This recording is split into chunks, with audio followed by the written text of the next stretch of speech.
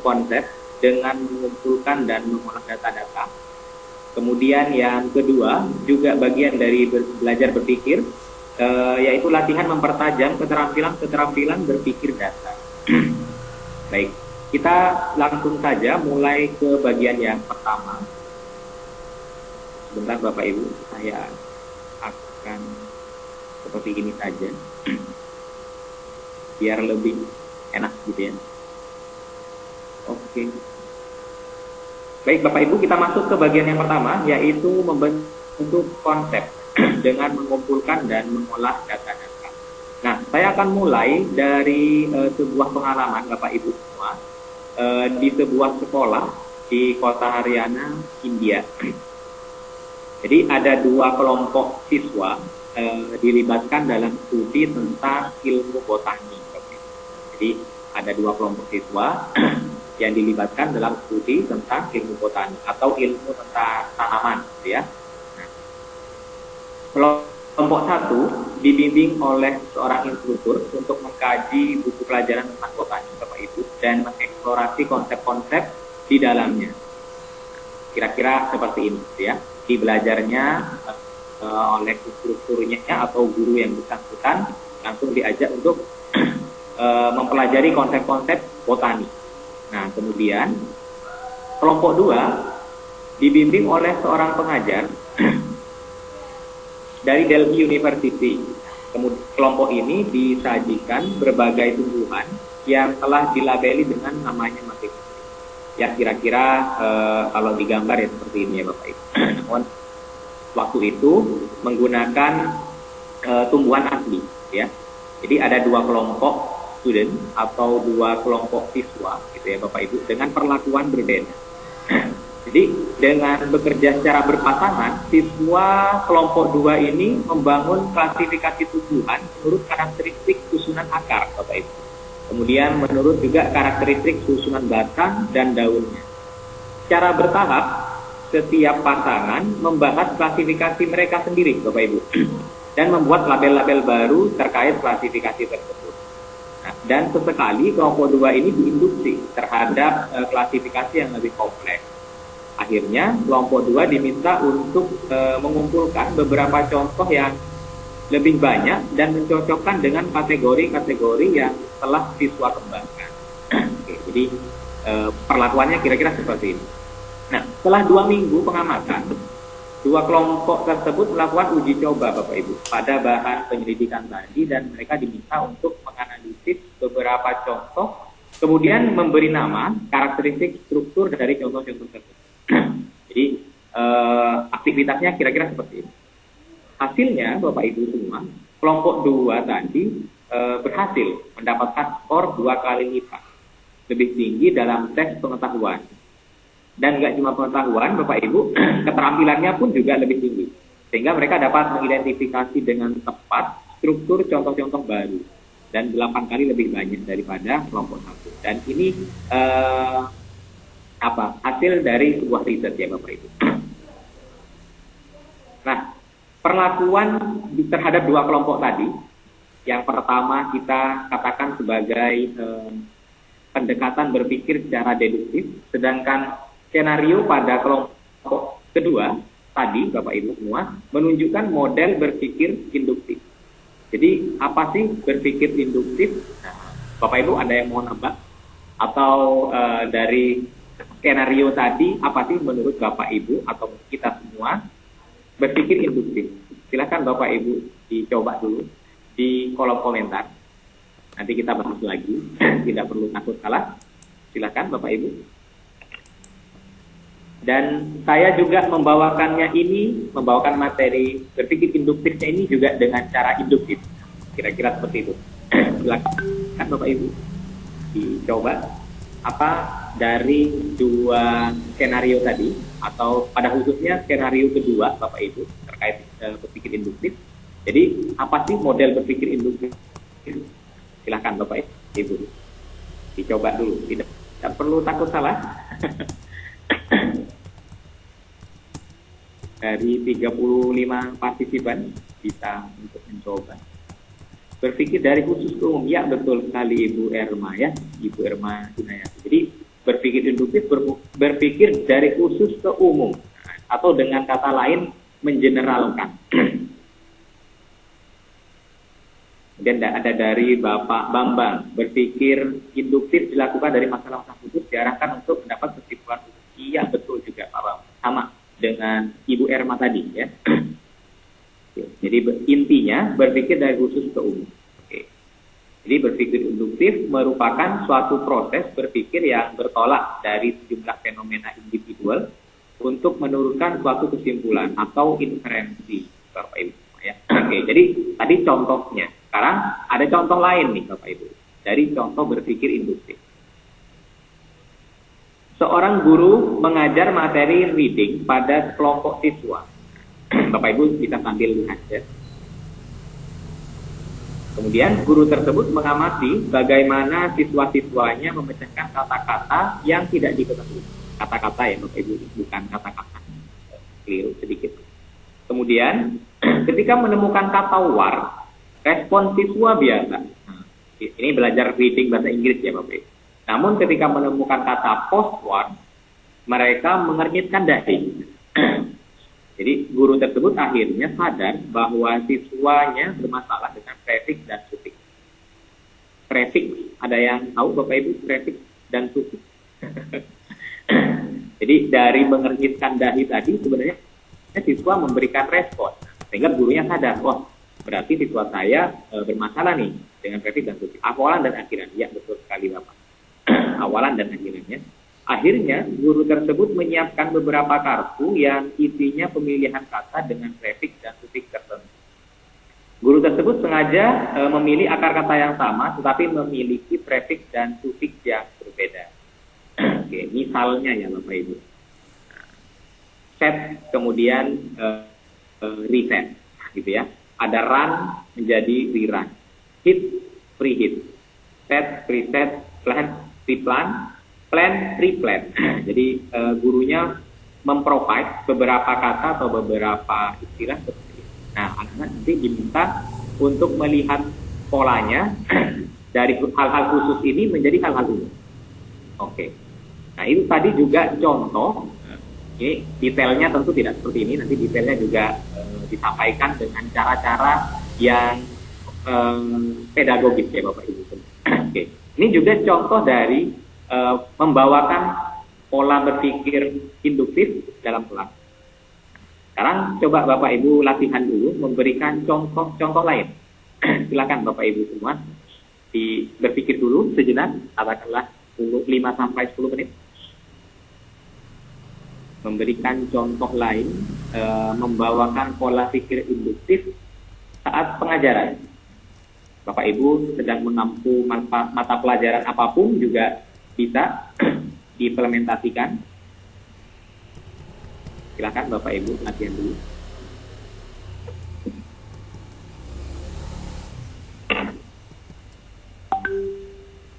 Lima menit dari sekarang.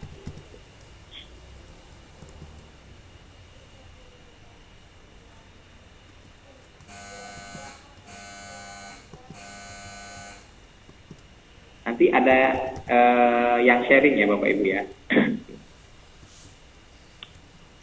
Pak Gali, apa masih stay Pak Gali?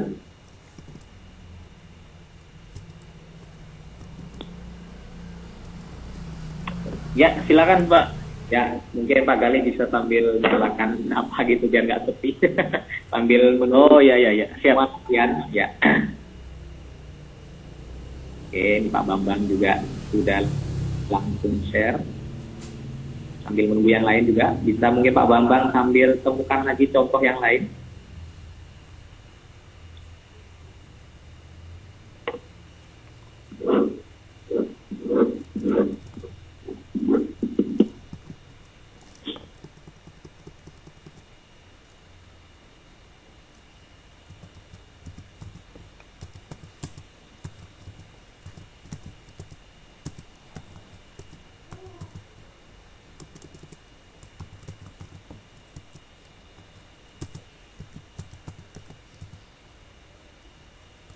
Empat menit lagi, Bapak Ibu semua.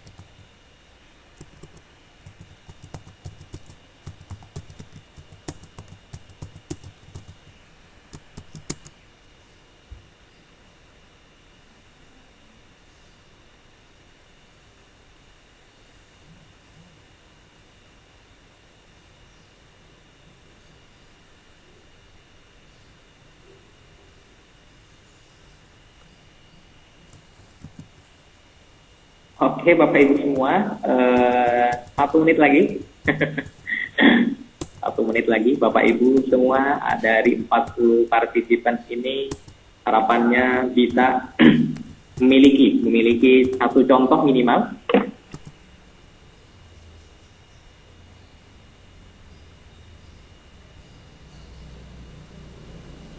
Oke.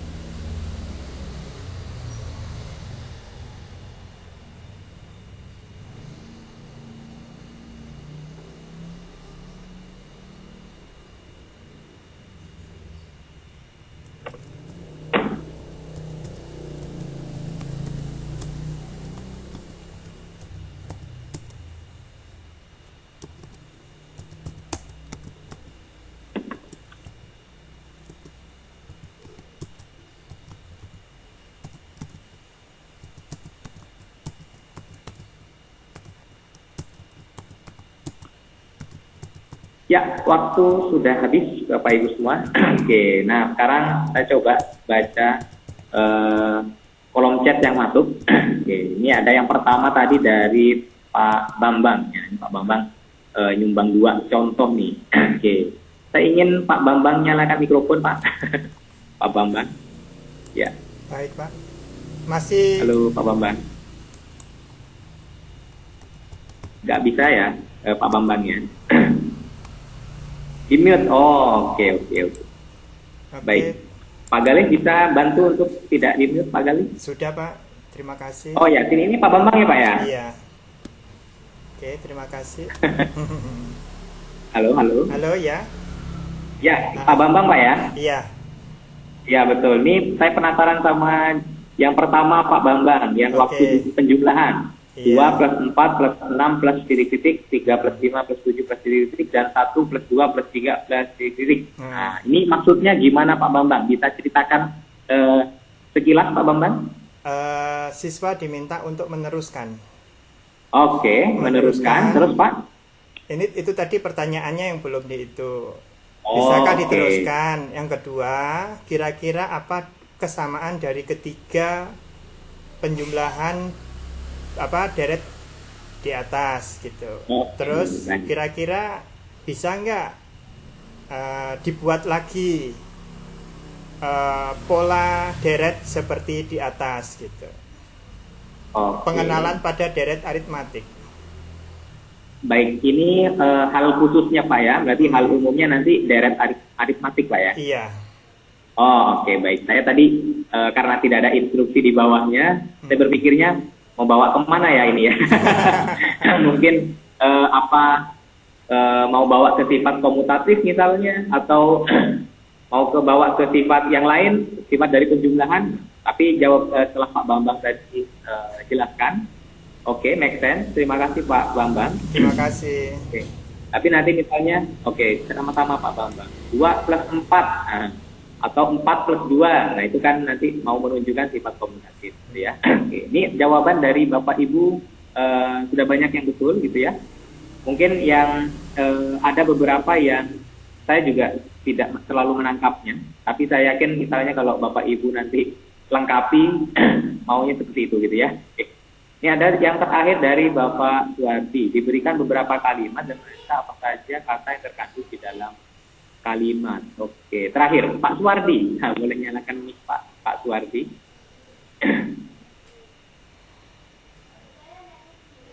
Pak Suwardi ada? Ya. Nah, betul. Bisa dijelaskan sebentar Pak? Ya. Ya. Maksudnya jadi ini ya, diberikan beberapa kalimat yang strukturnya memang benar, ada subjek dan lain sebagainya. Oke. Kemudian anak-anak disuruh setiap kalimat itu terdiri dari apa-apa saja. Baru nanti disimpulkan bahwa kalimat itu terdiri dari kalimat apa fungsinya apa saja. Demikian. Terima kasih. Oke. Jadi mau memperkenalkan mana yang subjek misalnya Pak ya, atau predikat misalnya begitu ya. Ya. Dan lain sebagainya. Baik, terima kasih Pak Suwardi atas partisipasi. Oke, Bapak Ibu semua, tentu kita tidak bahas satu-satu gitu ya. 2 tadi dari Bapak Suwardi dan Pak Bambang cukup mewakili gitu ya. Ada juga contoh 3, misalnya seperti ini, kisahnya Bapak Ibu. Danang, anak kelas 5 SD, sedang bermain di kantin sekolah. Di depannya banyak terdapat piring berisi buah. Danang menaruh kentang di sebuah piring tembaga dan logam yang telah diikat dengan kawat pada bola lampu kecil. Kemudian dia kegirangan melihat lampu pijar bisa menyala. Kemudian dia mengambil ampermeter dan menunjukkan adanya arus listrik. Danang kemudian mengulanginya untuk buah apel, peri, lemon, dan sebagainya. Nah, kita bisa pakai lemon untuk menggantikan baterai, tapi beberapa buah tidak bisa. Ini juga contoh dari berpikir induktif ya Bapak Ibu, untuk anak SD. Ada juga contoh untuk IPS gitu ya. Ibu Fatimah meminta siswanya untuk mengamati negara-negara di dunia menurut data demografis. Satu kelompok siswa mengamati data Afrika, kemudian sebagian yang lain Amerika, Asia, dan Eropa. Ini pembelajarannya kira-kira seperti ini ya Bapak Ibu. Jadi mereka berangkat dari hal-hal khusus dulu, langsung mengamati data-data. Misalnya data per kapita atau data demografinya, dan lain sebagainya. Mereka diminta mencari korelasi antara variabel-variabel, seperti mencoba mempelajari apakah pendapatan per kapita berhubungan dengan tingkat pendidikan. Apakah pendapatan per kapita berhubungan dengan kesehatan, dengan populasi, dan lain sebagainya. Saat mereka mendiskusikan hasil temuan mereka turut membandingkan benua-benua dan korelasi setiap data. Ini juga contoh membawakan pola berpikir induktif di pelajaran IPS. Ada juga seperti ini. Nah, seorang guru bahasa Arab menunjukkan slide mengajarnya seperti berikut, tanpa melakukan instruksi yang lain-lain. Temukan perbedaan antara dua kumpulan kata-kata di bawah ini berdasarkan susunan hurufnya. Jadi anak-anak diminta melihat pola atau pattern dari wahid menjadi al-wahidah, itnani, asaniyah, salasah, asalita, arwa, arrofiah. Oke. Jadi diminta untuk melihat perbedaan. Dan setelah itu, anak-anak juga misalnya diminta menemukan persamaan. Nah, jadi kalau tadi antara wahid dan al-wahidah, sekarang mau menemukan persamaan. Dan pola berdasarkan susunan huruf dan tanda baca. Misalnya al-wahidah dengan asaniyah, dengan asalita, dan dengan arrofiah. Nah, ini diminta menemukan persamaan dan pola dari setiap kata yang dimunculkan pada suara. Ini juga contoh dari menggunakan pendekatan induktif atau berpikir induktif di pelajaran bahasa Arab. Oke. Nah, jadi struktur model berpikir induktif seperti ini Bapak Ibu semua. Jadi yang pertama juga bisa dengan pembentukan konsep. Jadi apa saja aktivitas-aktivitas khusus ya, misalnya mengkalkulasi, membuat daftar, gitu ya, mengelompokkan, membuat label dan kategori. Misalnya kayak tadi belajar tentang botani, gitu ya. Oh ini akarnya serabut, oh ini akarnya tunggang, oh ini akarnya serabut, ini akarnya tunggang. Oh setiap yang berakar serabut punya ciri khas juga. Setiap yang berakar tunggang ternyata daunnya menjari misalnya. Itu juga pembelajaran dengan induktif. Yang kedua, yaitu interpretasi data, mengidentifikasi hubungan-hubungan yang penting, atau kemudian mengeksplorasi hubungan-hubungan. Yang ketiga, membuat dugaan atau kesimpulan. Oke, ini yang pertama pembentukan konsep, yang kedua interpretasi data, dan yang ketiga juga penerapan prinsip. Jadi apa yang sudah dia generalkan atau apa yang sudah dia simpulkan sehingga mendapat sebuah teori atau konsep, sekarang diterapkan gitu ya, konsep itu di keadaan-keadaan yang lain. Jadi dengan penerapan prinsip ini harapannya mereka atau anak-anak kita bisa memprediksi ya, jadi dari pola-pola sebelumnya dia juga bisa memprediksi. Misalnya ada sebuah tanaman, oh akarnya tunggang, dia juga sudah bisa memprediksi bentuk tulang daunnya. Dia akan bisa memprediksi misalnya ya, bunganya dan lain sebagainya. Jadi memprediksi, kemudian menjelaskan fenomena asing, menghipotesis, kurang I-nya Bapak Ibu. Dan yang terakhir menguji kebenaran. Jadi tadi struktur model berpikir induktif. Nah, sekarang tips mengajar induktif ya. Yang pertama juga ini yang apa ya, di setiap hal selama menuntut, yaitu praktik dan praktik Bapak Ibu semua. Jadi tidak ada apa ya, akan sulit membiasakan sesuatu kalau tidak praktik. Kemudian amati dan kaji bagaimana siswa berpikir. Dan yang ketiga, cobalah untuk terus membantu siswa belajar bagaimana cara belajar. Jadi gak cuma isi atau kontennya, cara dia belajar juga terus dibantu. Dan yang keempat atau berikutnya, dalam ilmu sains fokuslah pada benda-benda sekitar yang bersifat empiris atau bisa ditangkap indera. Kemudian yang terakhir, berilah penekanan ulasan untuk serangkaian data yang tergolong rumit. Nah, jadi harus tetap ada intervensi dari guru atau kita Bapak Ibu semua, tenaga pengajar gitu ya, bagi serangkaian data yang tergolong rumit. Menginduksi juga gitu ya. Jadi tidak serta-merta dilepas.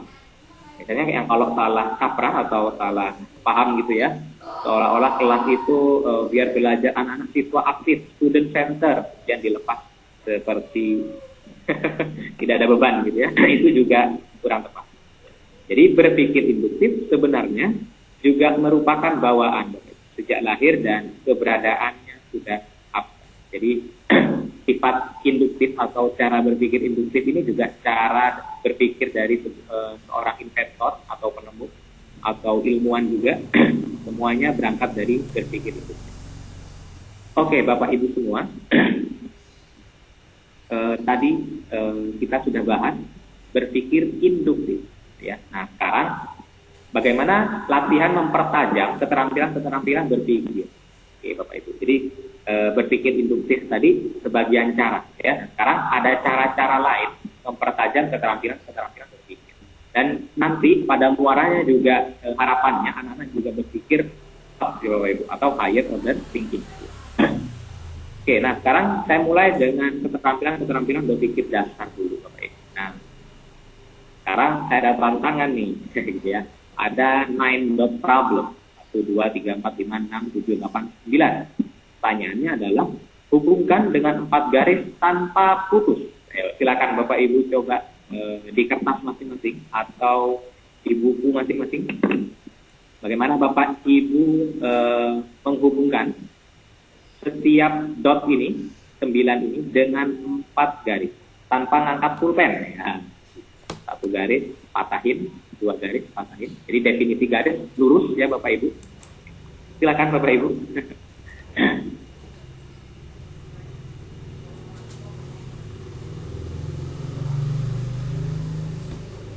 Jadi sebelum siswanya juga belajar berpikir, gurunya juga belajar, termasuk saya. Silakan. Ini bagi yang Bapak Ibu sudah menemukan, bisa memecahkan, juga bisa sharing di kolom komentar.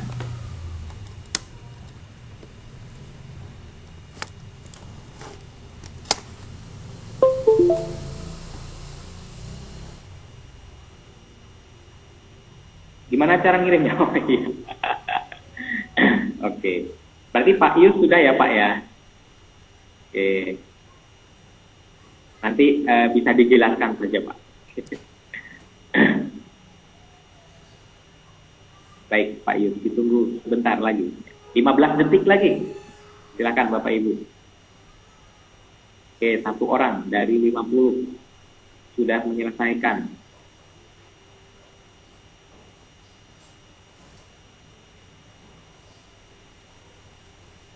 Oke, 2 orang, baik.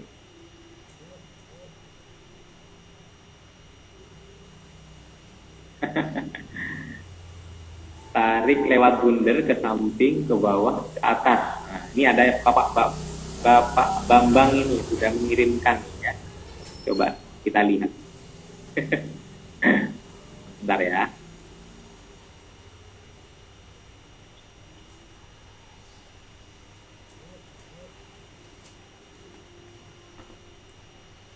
Oke, 4 orang sudah selesai juga.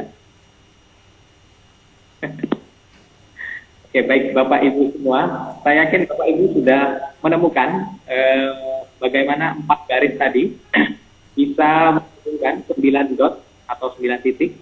Oke. Silakan Bapak Ibu, ada yang sama dengan ini nggak? Nah, ada yang sama dengan ini? Atau ada yang berbeda? Masih gampang ini Bapak Ibu semua ya. Oke. Tadi saya nggak sempat lihat kirimannya Pak Bambang ini. Agak loading lama. Bentar ya.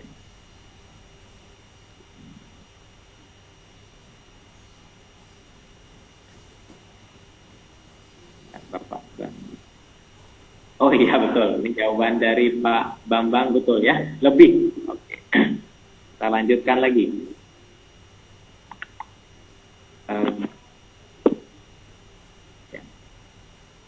Nah, sekarang kalau 3 garis, nah, sekarang waktunya 10 detik aja Bapak Ibu. 1, 2, 3, 4, 5, 6, 7, 8, 9, 10 ya.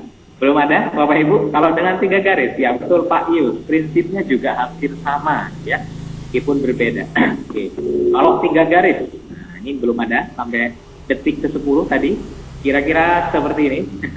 Mirip-mirip juga Bapak Ibu semua, jadi ampun kalau Pak Yus ampun ya 3 garis ya. Kira-kira seperti ini Bapak Ibu semua. Kalau 3 garis, mau bentuknya dari bawah ke atas juga nggak apa-apa. Oke. Kemudian, nah kenapa sih Bapak Ibu semua tadi bisa tidak menemukan gitu ya, solusinya seperti apa? Biasanya ada hal-hal gitu ya yang membatasi cara berpikir kita gitu, guys. Apa sih yang membatasi cara berpikir manusia sehingga masalah atau problem, salah satu contohnya ya Bapak Ibu 9 titik ini tidak menemukan solusinya. Biasanya ketidakmampuan untuk melihat masalah dari perspektif baru.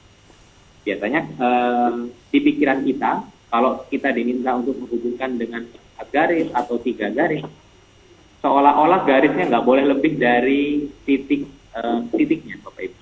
Padahal di instruksinya tidak ada demikian, ya. Oke, jadi usahakan berpikir out of the box, ya, seperti itu. Sekarang lanjut ke masalah batang korek api. Bagaimana Bapak Ibu menyusun 6 batang korek api ini membentuk 4 segitiga sama titik. Namun ini tidak perlu dipraktekkan, nanti habis waktunya. Bisa nggak kira-kira dibayangkan Bapak Ibu? 10 detik.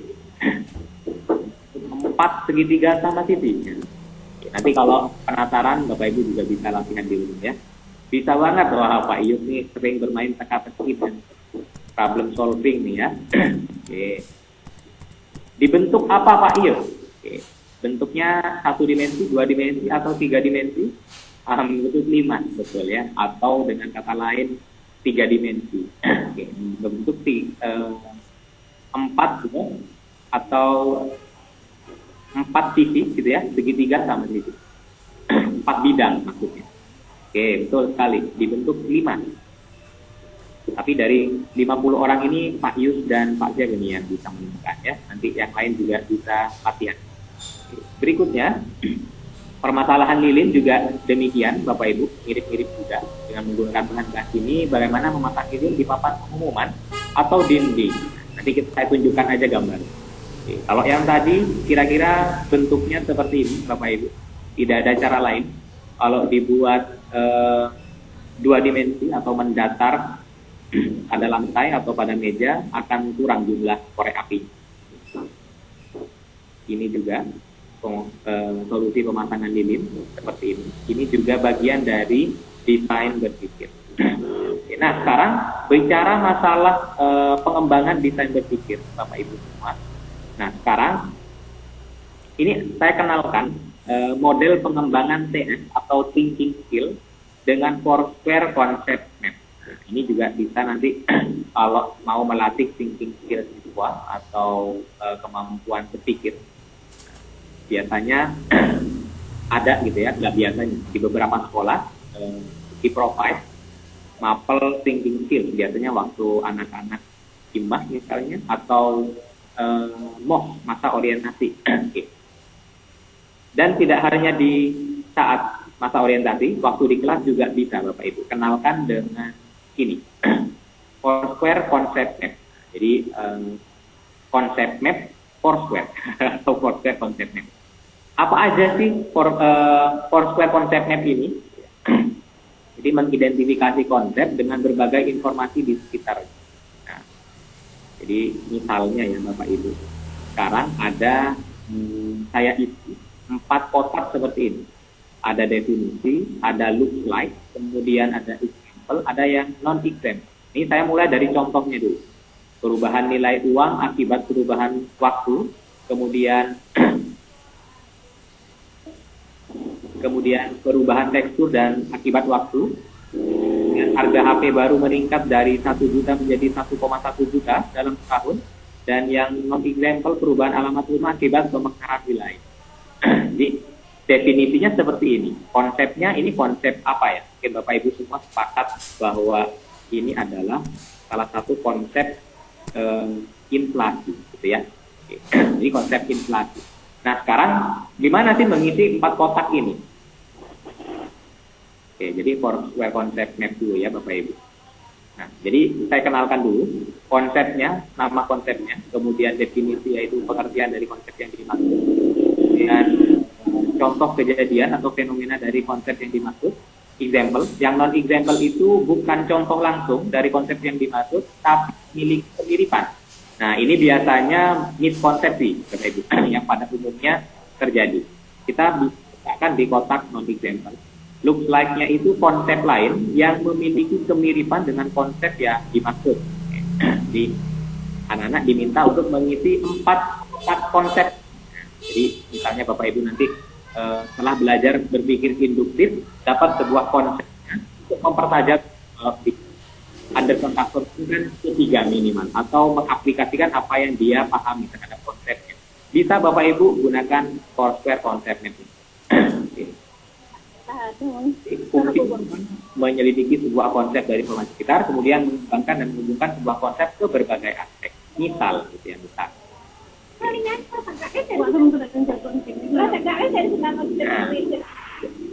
Zat yang dapat memperkecil molekul-molekul makanan sehingga lebih cepat diserap oleh tubuh. Ini definisinya. Kemudian karbohidrat, ini contohnya. Karbohidrat dalam mulut diperkecil molekulnya menjadi glukosa dengan bantuan zat yang ada di saliva agar selanjutnya lebih cepat diproses. Oke. Kemudian look like-nya, suatu zat yang dapat menurunkan energi aktivasi dari suatu proses sehingga proses itu berjalan lebih cepat. Dan yang terakhir, bukan contoh, tempe dipotong kecil-kecil dengan pisau agar lebih cepat matang saat digoreng. Nah, ini misalnya contoh dari enzim, ya Bapak Ibu. Atau konsep enzim. Oke, berikutnya. Konsepnya massa jenis. Oke, coba Bapak Ibu latihan mengisi 4 kotak ini. Mungkin ini tidak semuanya ngajar IPA, tapi kan ini semua rumpun ya Bapak Ibu. Tapi saya yakin dulu Bapak Ibu pernah belajar massa jenis ya, gitu ya. Oke, silakan buat latihan. Materi di-share di grup ini kelas. Insya Allah Pak Yus ya materi akan selalu di-share. Oke, silakan Bapak Ibu. Massa jenis, definisinya apa nih? Coba silakan dituliskan.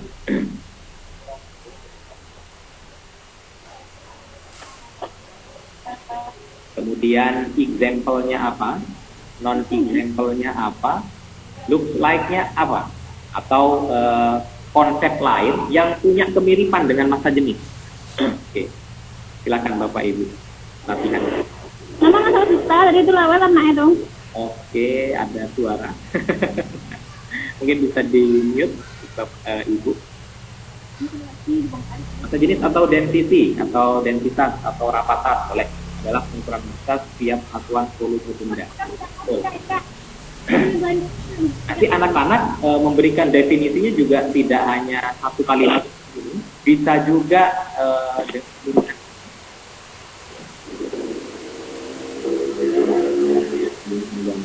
coba saya lihat dulu.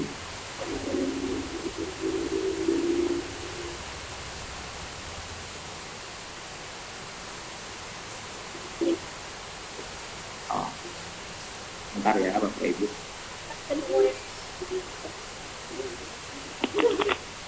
Kami ada. Volume. Aktor per volume, kemudian jumlah telur di kotak, jumlah tepung, dan jumlah aktivitas.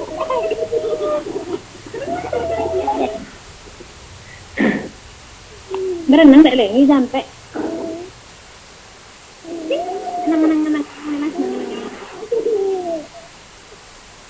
Terus sambil deh. Ini slide saya full screen atau tidak Bapak Ibu?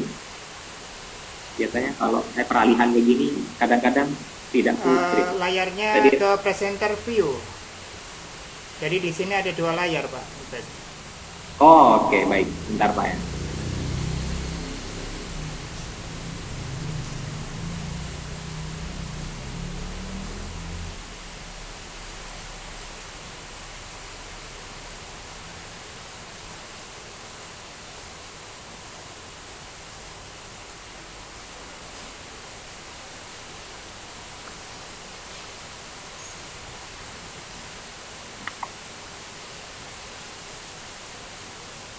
Ya, mudah-mudahan sudah tidak seperti tadi, Bapak sudah full screen ya. Oke, sudah full screen. Mana tadi? Masa jenis ya. Konsepnya, definisinya, massa suatu benda dibagi dengan volume benda itu sendiri. Ya, betul. Biasanya kalau misalnya saya terapkan di kelas, kerjakan satu kelompok misalnya, satunya misalnya satu pasang ya Bapak Ibu, satunya diminta kalau satunya menuliskan definisi demikian, yang lain diminta untuk menuliskan definisi dengan cara pandang dia sendiri. Oke. Kemudian contohnya minyak bervolume 1 liter akan memiliki massa 950 gram. Nah, oke. Kemudian non contohnya atau non example, rumah seluas 36 akan memiliki 225 keramik 40 kali 40. Looks like-nya, jumlah mol zat terlarut dibagi volume larutan itu sendiri. Nah, ini juga looks like atau konsep lain yang punya kemiripan, yaitu jumlah mol zat terlarut dibagi volume larutan itu sendiri atau molaritas. Dan banyak sekali juga konsep-konsep yang memiliki kemiripan dengan massa jenis, ya, atau kerapatan atau density. Molaritas salah satunya. Berikutnya juga misalnya perpindahan kalor. Definisinya berpindahnya kalor dari suhu tinggi ke suhu rendah.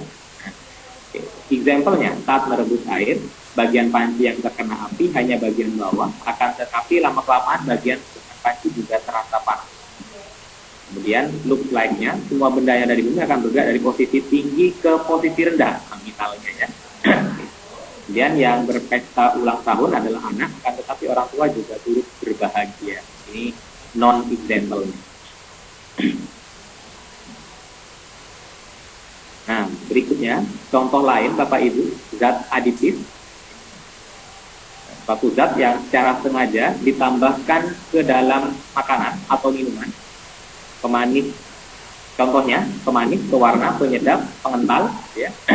No. Kemudian look like-nya, bros yang digunakan untuk mempercantik jilbab, aksesoris seperti gelang, kalung, dan cincin yang dipakai di tubuh. Non-example-nya, mewarnai rambut atau mewarnai baju. Ini kalau zat aditif. Sekarang klasifikasi makhluk hidup. Latihan lagi Bapak Ibu terakhir sebelum saya masuk ke model pengembangan skill yang lain. Silakan Bapak Ibu latihan dulu. 1 menit ya. Sekarang 51 masih 52 sudah di akhir. Silakan Bapak Ibu.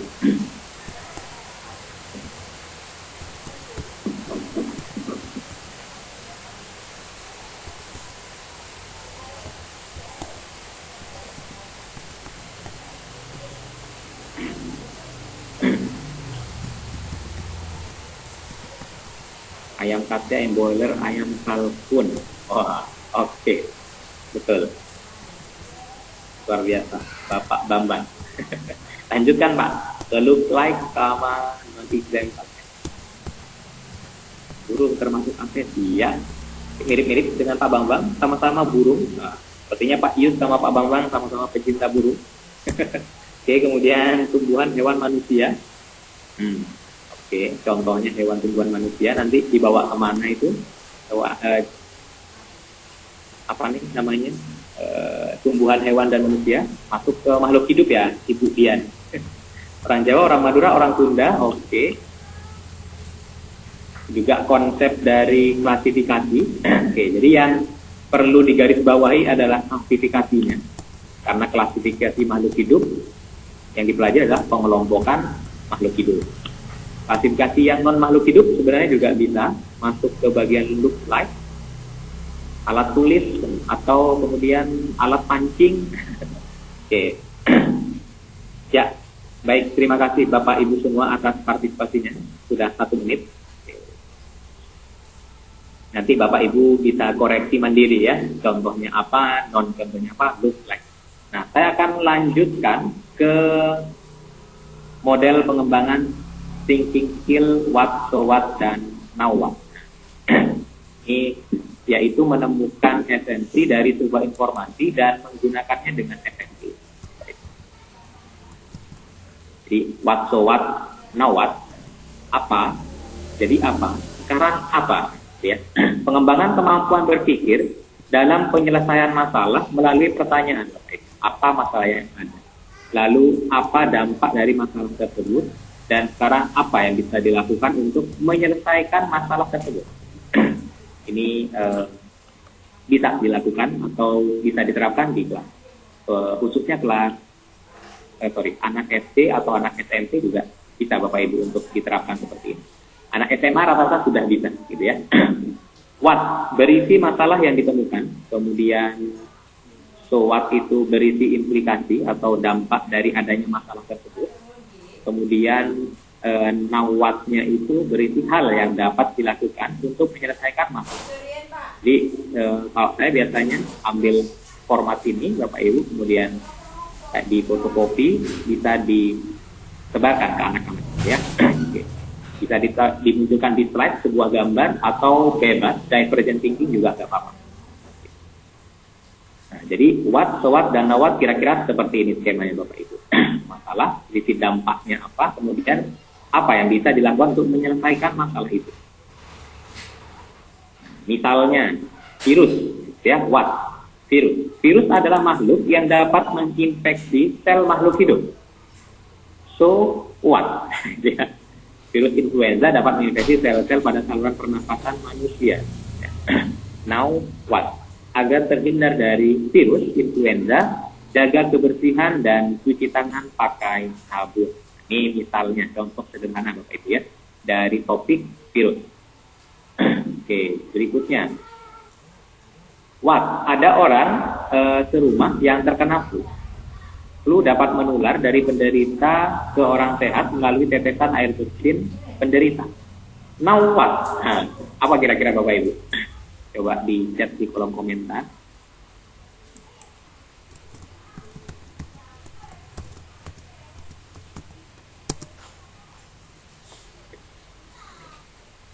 Now what? Pakai masker ya. Oke, super. Ini sangat relate sekali dengan kondisi saat ini, Pak Bambang. Bicara masalah virus, yaitu virus corona. Kemudian contoh adalah virus flu. Oke, pakai masker, salah satunya. Oke, betul. Minta lagi tuliskan yang lain selain pakai masker. Jaga ketahanan diri dan kebersihan. Oke, dengan cara apa? Jaga ketahanan diri. 5M, betul, luar biasa. 5M ini banyak ya Bapak Ibu singkatannya. Nggak tahu 5M yang mana. Oke, tapi saya ngerti maksudnya. Baik.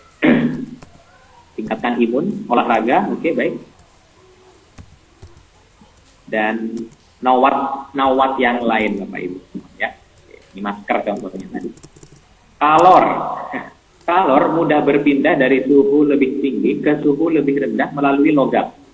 Misalnya ya, wattnya seperti itu. So what? Ketika salah satu ujung logam dipanasi, ujung yang lain juga akan menjadi panas. Now what? Saat akan memindahkan logam panas, diperlukan media yang dapat menghindarkan tangan kita kontak langsung dengan logam. Jadi konsep kalor dibawa dengan proses berpikir problem solving. Jadi what, so what, dan now what. Contoh lain, kalor sulit berpindah melalui kayu. So what? Ketika salah satu ujung kayu dipanasi atau dipanaskan, ya, ujung yang lain tidak akan ikut panas. Now what-nya, pegangan panci dibuat dari kayu agar setelah memasak dan ketika dipegang tidak terasa panas. Ini juga contoh, ya. Pakai lap, ya, betul. Kalau Pak, oke, ya Pak Gali. Gunakan kayu dari Pak Bambang, gunakan kayu buat lapisan sutil, iya luar biasa ya. Sekarang Bapak Ibu semua kembali ke mata pelajaran yang Bapak Ibu ampu, coba buat sederhana aja gitu ya. What, so what, dan now what. Silakan Bapak Ibu. Karena pelatihan itu kalau nggak praktek kurang mantul gitu ya. Kadang bisa, oh gampang ya. Tapi kalau praktik, oh kadang bingung. Saya sering mengalami itu. Silakan Bapak Ibu ya. Oke, Pak Yus langsung dengan cepat. Global warming. What, so what-nya pemanasan global. Now what, kurangi penyebabnya. Iya, betul. Baik Pak Yus. Tapi nanti kalau diterapkan ke anak-anak, minta mereka jelaskannya secara spesifik. Penyebabnya apa aja dilistkan ya. Jadi terbiasa, jelas, dan spesifik. Oke, baik. Terima kasih Pak Yus. Tetap semangat. Lanjutkan Bapak Ibu semua. Ketikkan di kolom chat, ayo. Semuanya. Saya rasa ini cukup mudah bagi Bapak Ibu, gitu ya. Belum tentu bagi anak-anak kita. Bagi yang pinter, memang mudah, gitu ya. Tapi bagi menengah ya dan ke bawah, mungkin juga masih tersiap-siap. Dan jangan tertipu, biasanya kalau kita ngajar anak-anak yang aktif, yang pintar-pintar gitu ya, seolah-olah kelas sudah diwakili oleh mereka. Tapi ternyata banyak yang tidak ngerti juga gitu ya. Maaf izin sholat maghrib. Wah, ini sepertinya di Indonesia Timur ya. Silakan Ibu. Ayo Bapak Ibu semua, ketikkan, lanjutkan. Pak Yus baru satu. Oh ini ada Ibu Linda sama Pak Bambang menyusul. Luar biasa. What, menghafal vocabulary. So what, belajar dengan cara klasik itu membosankan. Ya, oke. Now what, belajar dengan menggunakan mainan seperti ular tangga atau alternatif lainnya. Luar biasa Ibu Linda. Menghafalkan Quran juga sekarang banyak metodenya. Ya, oke, baik. Dari Pak Bambang, vektor merupakan besaran dengan arah. So what-nya, orang jalan 3 langkah dengan arah berbeda. Oke, nawatnya, ini sowatnya sebenarnya lebih ke problem, tapi nggak apa-apa. Nawatnya itulah penerapan Kemudian Ibu Dian, marah termasuk salah satu emosi. Ketika marah bisa merugikan orang lain jika tidak dikendalikan. Kenali waktu marah dan cara mengatasi. Oke, baik. Terima kasih Ibu Dian, Pak Bambang, Ibu Linda, dan Pak Yus atas partisipasinya. Kita lanjutkan ke thinking skill berikutnya, bagaimana menggunakan thinking skill orang lain visual, ya. 4 type question. Ada 4 jenis pertanyaan. Okay. 4 type question. Ada faktual, jenis pertanyaan faktual. Okay. Tadi kan kita sudah belajar what, no what, what, so what, dan no what. Kemudian yang sebelumnya tadi juga kita sudah belajar for square concept net, dan sekarang ada 4 type of question, Bapak Ibu. 4 model pertanyaan. Sekarang kita bisa minta anak-anak untuk latihan membuat pertanyaan. Ya. Yang pertama ada pertanyaan tipe faktual, yaitu dapat diverifikasi kebenarannya, kemudian ditemukan di teks, menguji pengetahuan dasar dari suatu konten dan satu jawaban benar. Kemudian yang kedua berpikir konvergen atau convergent question, Bapak Ibu, dapat diverifikasi kebenarannya, tersirat dalam teks, kemudian menguji pemahaman, penafsiran, dan hubungan, serta evaluasi materi. Dan yang poin terakhir yaitu close ended Bapak Ibu. Ini tipe pertanyaan konvergen gitu ya, atau konvergen. Close ended. Nah, sekarang ada pertanyaan divergent atau divergent. Kalau belajar fisika itu kan ada lensa konvergen atau mengumpulkan gitu ya Bapak Ibu, atau mengerucut. Sekarang ada divergent, nah menyebar atau meluas. Nah, kita sebut sebagai open ended.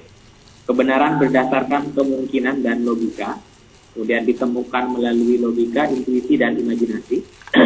Dan yang terakhir open ended Bapak Ibu. Dan yang berikutnya ada analytical, menghubungkan dua konten atau lebih, membawa siswa keluar teks menggunakan tingkat berpikir tinggi, dan open ended juga. Jadi ini ada 4 types of question Bapak Ibu. Faktual, kemudian konvergen, divergen, dan analytical. Ini contohnya seperti apa ya? Misalnya ada teks materi genetik seperti ini. Kalau saya tanya faktual question, nah ini pertanyaan tentang pertanyaan yang tersurat Bapak Ibu atau yang ada di teks. Apa yang memegang peranan penting dalam proses pewarisan sifat? Kalau factual question ada di situ Bapak Ibu. Kemudian apa saja sifat yang dapat diwariskan dari orang tua ke anak? Ini juga masih tergolong factual question. Pokoknya jika kita bertanya dan jawabannya tersurat dalam teks, kita golongkan sebagai factual question. Dapat diverifikasi kebenarannya, ditemukan di teks, menguji pengetahuan dasar lalu konten, dan satu jawaban benar. Oke, ini karakteristik dari factual question. Sekarang contoh dari convergent question Bapak Ibu, atau pertanyaan konvergen. Dapat diverifikasi kebenarannya, tersirat dalam teks, menguji pemahaman, penafsiran, dan hubungan, evaluasi materi, close ended. Contoh pertanyaannya dari teks ini, apa peran penting materi genetik dalam pewarisan sifat? Ini contoh pertanyaan konvergen. Sekarang tipe yang ketiga yaitu divergent question. Ini kebenaran berdasarkan kemungkinan dan logika, ditemukan melalui logika, intuisi dan imajinasi, dan yang terpenting open ended. Dan sifatnya ini meluas ya Bapak Ibu. Biasanya multi tafsir, nah, gitu ya. Contoh pertanyaan dari teks yang sama dari sebelumnya. Contoh pertanyaan divergennya adalah apa yang akan terjadi jika kita tidak memiliki materi genetik untuk mewariskan sifat.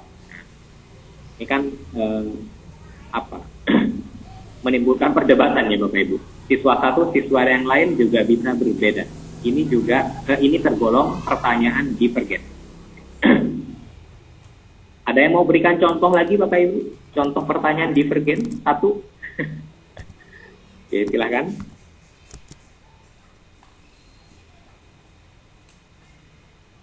X plus Y sama dengan 6. Oh, ini pernyataan Pak Bambang. Pertanyaannya seperti apa?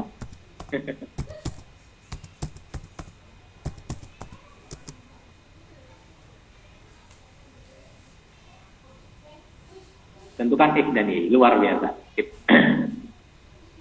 Baik, Pak Bambang ya. X plus Y. Tentukan X dan Y. Ya, ini contoh pertanyaan divergent juga. Untuk mungkin anak SD, anak SMP juga tetap ya. Di sini mau pengajian Isra Mi'raj. Oke. Nanti Ibu Suranten bisa menonton rekamannya. Ya. Oh, oke. Slide-nya terlalu kecil, Pak ya. Mungkin bisa lewat laptop ya, lain kali Ibu. Nanti masukkan juga buat kami untuk memperbesar font. Ya.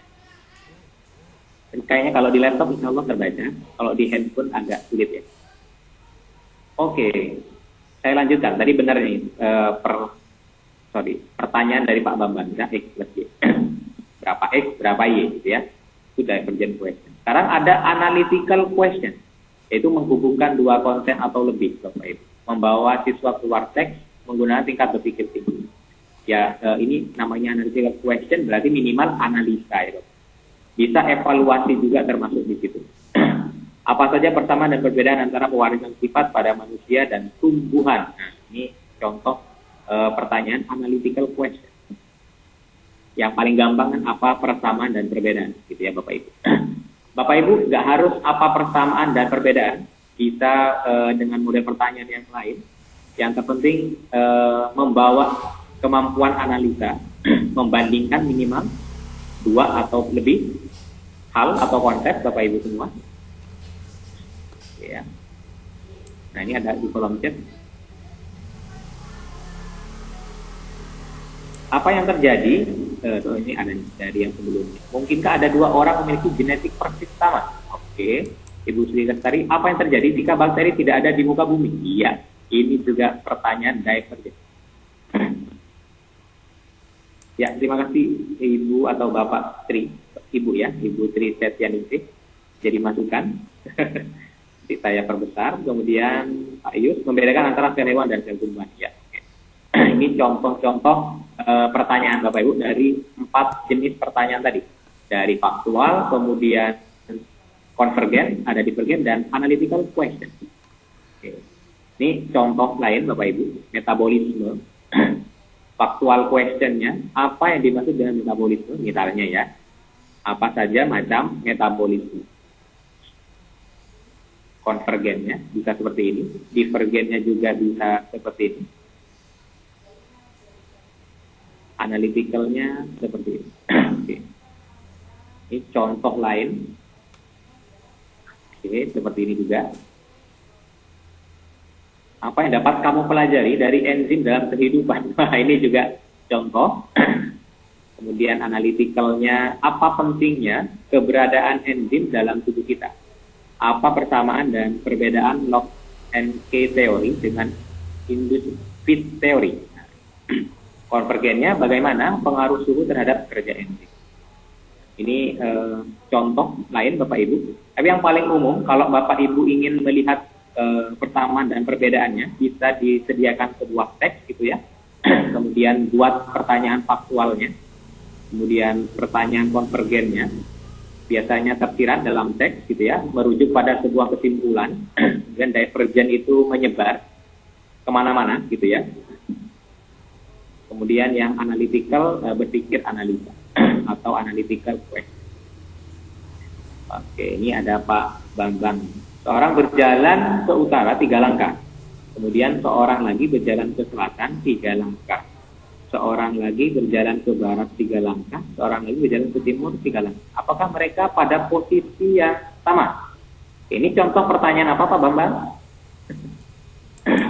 Analitik. Bisa di-chat di kolom chat Pak. Apakah mereka melangkah dengan jumlah yang sama? Oke. Ini buat instruksi saat mengajar di kelas juga oke. Apa yang berbeda? Ya, ini komplit nih sepertinya ya. Apa yang berbeda dari keempat kejadian? Ya. Jadi apa mereka pada posisi yang sama? Ini bisa jadi factual question. Apakah mereka melangkah dengan jumlah yang sama? Oke. Kita konvergen. Kemudian apa yang berbeda dari keempat kejadian di atas? Bisa analytical question. Kalau Bapak Ibu yang lain bisa menambahkan divergent question dari yang sudah Pak Bambang bagikan.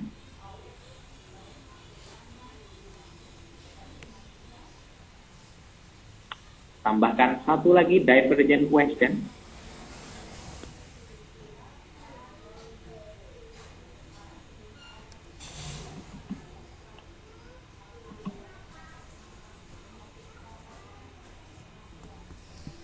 Silakan Bapak Ibu.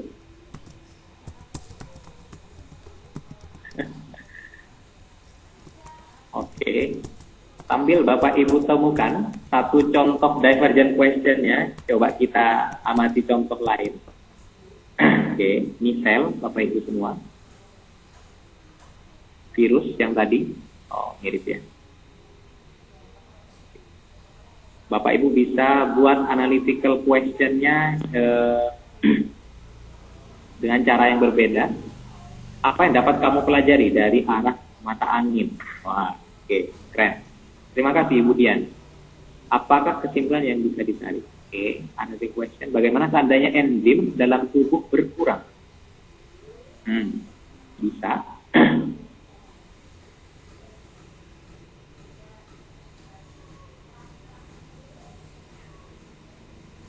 tumbuhan divergennya, apa yang menjadi ciri tumbuhan? Oke, saya agak kurang sepakat. Kalau di pertanyaan divergen, apa yang menjadi ciri tumbuhan?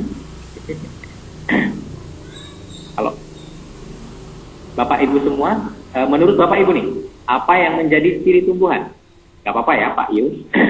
Kalau Pak Yus misalnya nggak sepakat juga tidak apa-apa, berikan respon. Konvergen ya.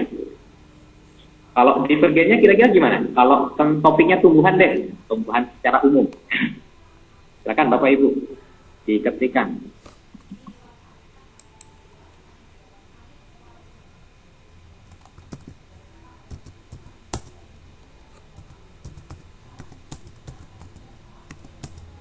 Kalau lihat sebuah tumbuhan, kalau kita mau menanyakan factual question, kita mungkin dengan mudah bisa bertanya gitu ya.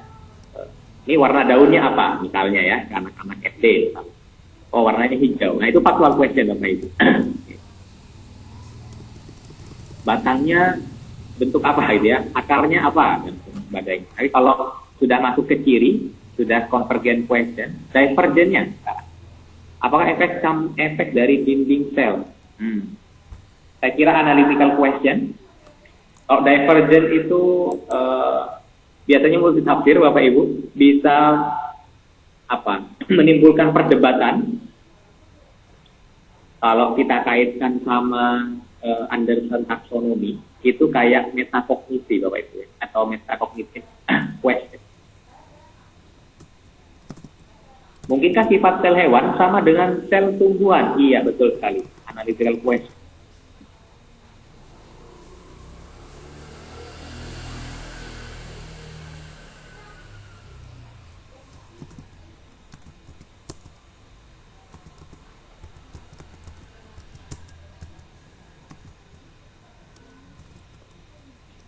Berarti pertanyaan hot ada pada divergent dan analytical question. Iya, betul, Pak Rahmat. Pertanyaan hot yang dimaksud hot yaitu C4 3 C6 ya Pak ya, ada di divergent sama di analytical question. Ya betul.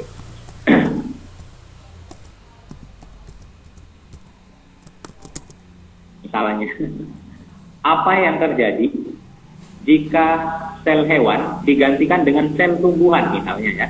Boleh Bapak Ibu bertanya demikian. Atau sebaliknya, sel tumbuhan diganti dengan sel hewan. Oh nanti batangnya akan lembek Pak, karena nggak punya dinding sel.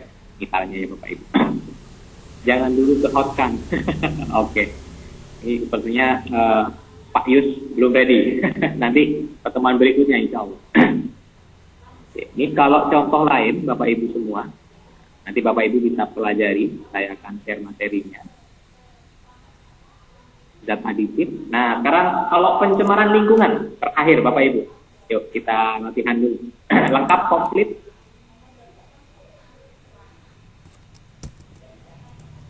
Nah ini benar juga Ibu Endah ya.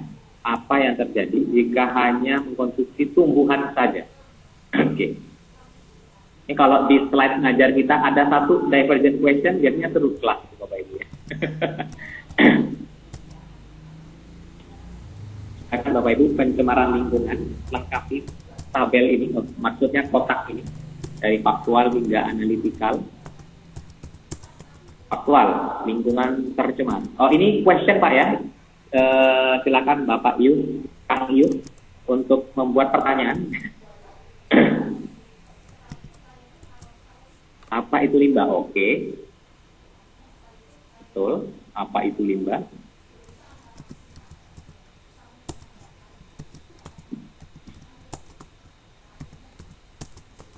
Apa penyebab pencemaran lingkungan? Bisa faktual, juga bisa konvergen, tergantung bahasannya sampai mana waktu itu. Apa itu polusi? Polusi, iya, oke, betul juga. Pertanyaan faktual.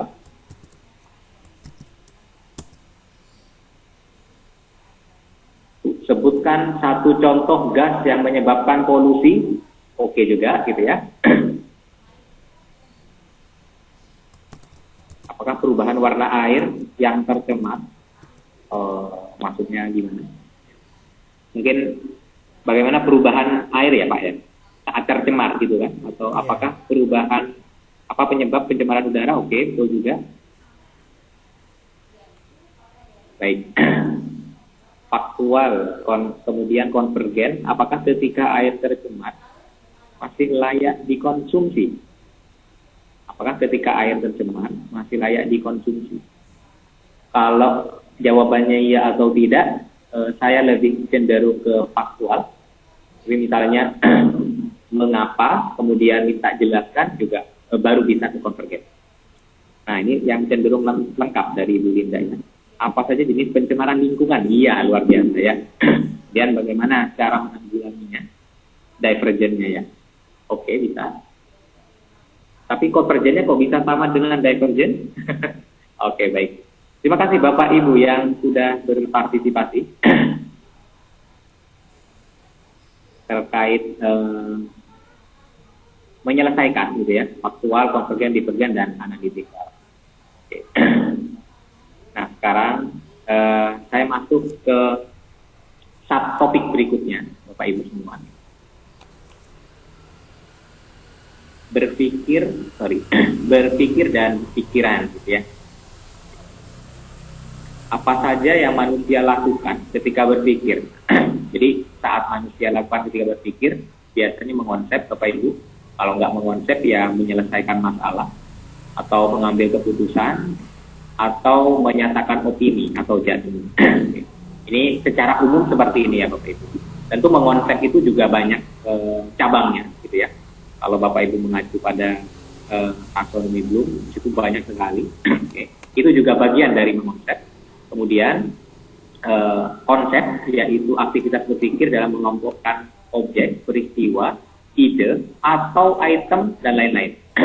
Misalnya ya Bapak Ibu, ada kriteria untuk membentuk sebuah konstruksi, kursi. Nah, ini konsep. Jadi kursi itu menjadi sebuah konsep.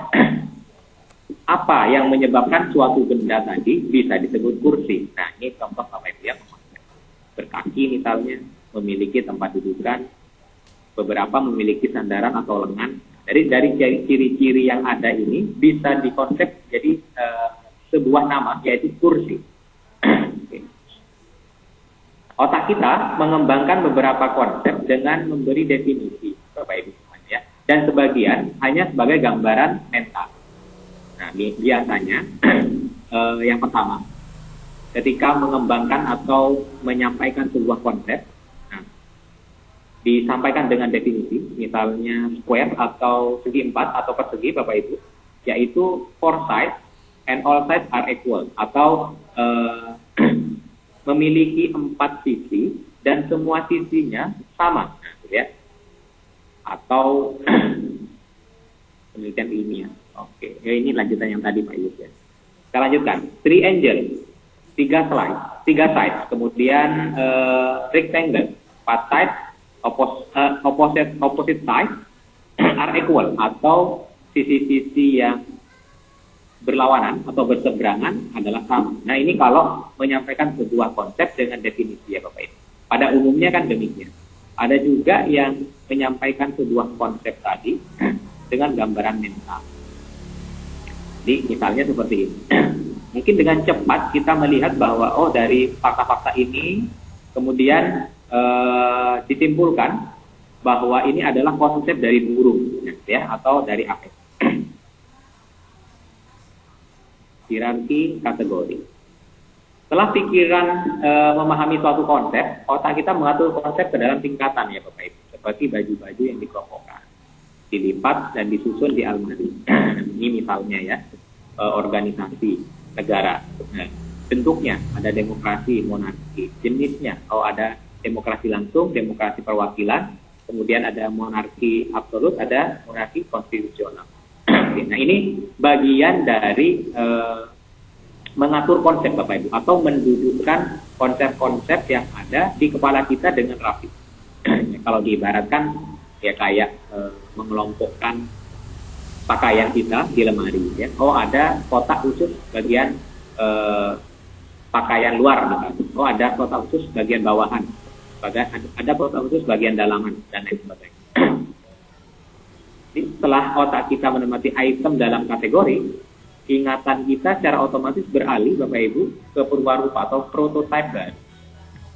Misalnya ada kasus seperti ini. Bagaimana purwarupa buah pada pikiran kita? Bagaimana purwarupa sayur pada pikiran kita? Adakah purwarupa gabungan? Nah ini misalnya seperti ini. Ada botanical vegetables, ada botanical fruits, dan ada culinary vegetables. Oh ada ternyata buah atau ada buah yang juga tergolong sayur, atau sebaliknya ada sayur yang juga tergolong buah. Ini bagian dari pengembangan kategori. Nah ini proses berpikir Bapak Ibu semua, diinformasi, kemudian ada informasi tadi, ketika kita berpikir menjadi sebuah pengetahuan. Jadi informasi yang kalau Bapak Ibu tahu konsep DIKW gitu ya, kira-kira juga seperti ini. Informasi yang diolah atau berpikir menjadi sebuah pengetahuan. Nah, bagaimana sih guru dapat mengukur kualitas belajarnya? Apakah ada hubungannya dengan mengukur kualitas berpikir? Jadi, salah satu cara mengukur kualitas belajar, kita juga bisa mengukur kualitas pikir. Kualitas pikir siapa? Siswa kita, ya. Tentu agar kita bisa mengukur kualitas pikir siswa kita sendiri juga harus bisa mengukur kualitas pikir kita sendiri, Bapak Ibu. Oh, ada di level apa ranah berpikir kita? Oh, ada di level apa cara kita membuat pertanyaan? Oh, ada di level apa cara kita menjawab sesuatu dan lain sebagainya. Jadi proses belajar memerlukan parameter juga, Bapak Ibu, untuk mengukur sejauh mana tahap berpikir telah dicapai oleh seseorang. Pikiran adalah sesuatu yang abstrak, bersifat kualitatif, Bapak Ibu. Nah, agar dapat mengukur ini, Bapak Ibu, mengukur proses belajar, maka diperlukan alat atau model yang mampu mengkategorikan setiap tahapan berpikir yang sedang dijalani seseorang. Apa sih itu gitu ya? Nah, mungkin Bapak Ibu pernah belajar gitu ya, pernah dengar istilah taksonomi Bloom atau Benjamin Bloom penulisnya. Ini buku karyanya Bapak Ibu, Taxonomy of Education and Objectives, yang juga ada versi terjemahannya. Oke. Nah ini kalau kita bagaimana mengonsep pikiran kita sendiri gitu ya, menjadi konsep-konsep yang lebih detail atau lebih tajam ya Bapak Ibu, sangat precise dalam membagi atau mengklasifikasikan. Ada remember, mungkin Bapak Ibu sudah pernah dengar, ada understand, ada apply, ada analyze, ada evaluate, dan ada create. Namun aplikasi dari ini tidak semudah yang dibayangkan gitu ya. Bagaimana membedakan remember, kemudian understand, kemudian to apply, analyze, evaluate, hingga create pada level berpikir yang paling tinggi. Ini sedikit aja sejarahnya Bapak Ibu. Jadi ini ada zaman berburu dan meramu. Bagaimana pola pikir kolektif manusia saat itu, ya. Nah, saat itu cenderung manusia berpikir lot, ya Bapak Ibu. Kalau Bapak Ibu pernah dengar istilah lot atau lower order thinking skills, gitu ya. Dituliskan di situ bahwa C1 hingga C3 kita golongkan sebagai lot, atau remember, kemudian understand dan apply kita golongkan sebagai lot. Kenapa sih manusia saat itu cenderung berpikir lot? Bahan alam melimpah, kemudian penduduk waktu itu sangat sedikit, bahan alamnya melimpah, penduduknya sedikit. Nah, jadi kita tidak tertantang untuk berpikir saat untuk bertahan waktu itu. Kemudian ladang berpindah, teknologi juga belum maju. Itu juga salah satu ya Bapak Ibu. Ada empat contoh, 4 faktor gitu ya, kenapa manusia waktu itu cenderung berpikir lot. Nah sekarang ada modern world, bagaimana seharusnya pola pikir kolektif manusia zaman ini. Yang diharapkan yaitu berpikir hot atau higher order thinking skill yang komposisinya ada analisa atau deep observation, kemudian evaluate atau mengevaluasi, kritik atau judging juga bisa, dan create ya Bapak Ibu, atau mencipta. Jadi dari analisa, evaluate, kemudian create.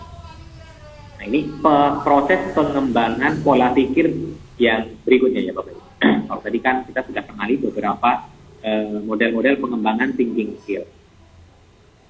Kenapa manusia modern dituntut untuk berpikir hot? Sekarang bahan alam juga berkurang. Kemudian penduduk bertambah banyak. Lahan tambah sempit kalau tidak ada. Kemudian teknologi sangat maju. Ini alasan mendasar ya Bapak Ibu. Kita maju, juga penuh kreasi, tuntutan zaman juga demikian, persaingan juga besar. Nah, kan gimana cara kita menanamkan siswa-siswa kita itu berpikir hot? Ya. Ini ada beberapa. Ini nanti saja Bapak Ibu semua mengelompokkannya. Kita lanjutkan dulu ke teori kebenaran. Ya. Ini ada definisi teori kebenaran. Teori kebenaran adalah teori tentang persesuaian antara hubungan pengetahuan dan objek. Jadi kebenaran adalah lawan dari kekeliruan yang merupakan bentuk ketidaksesuaian pengetahuan dan objek. Seperti apa sih Bapak Ibu teori kebenaran tadi? Misalnya seperti ini ya. Ada kebenaran empiris atau dirumuskan melalui tangkapan indera. Ada kebenaran logis dirumuskan melalui pemikiran rasional, dan ada kebenaran etis ya Bapak Ibu. Tergantung pada prosedur etika suatu suku, budaya, agama, atau kesepakatan sosial. Dan yang terakhir ada kebenaran metafisik tentang kesadaran pada hal yang tidak bisa ditangkap secara empiris, logis, dan etis. Nah, ini metafisik. Gimana sih menggambarkan ini semua? Kita lihat di slide berikutnya. Nah, misalnya seperti ini Bapak Ibu. Ini ada sendok dalam sebuah gelas kosong Bapak Ibu. Gelas transparan ya. Kebenaran empiris, yaitu dirumuskan melalui tangkapan indera. Kalau Bapak Ibu lihat sendok ini keadaannya gimana Bapak Ibu? Bisa Bapak Ibu chat di kolom komentar. Oke. Lurus, oke, betul. Sendoknya lurus. Jadi saya bilang kalau sendok ini lurus, berarti benar gitu ya. Oke. Lurus, artinya lurus, oke, betul. Menyender ya, luar biasa. Betul juga, menyender, lurus. Oke. Jadi terlihat lurus ini. Kok nggak jalan. Sendok terlihat lurus. Ini kebenaran empiris.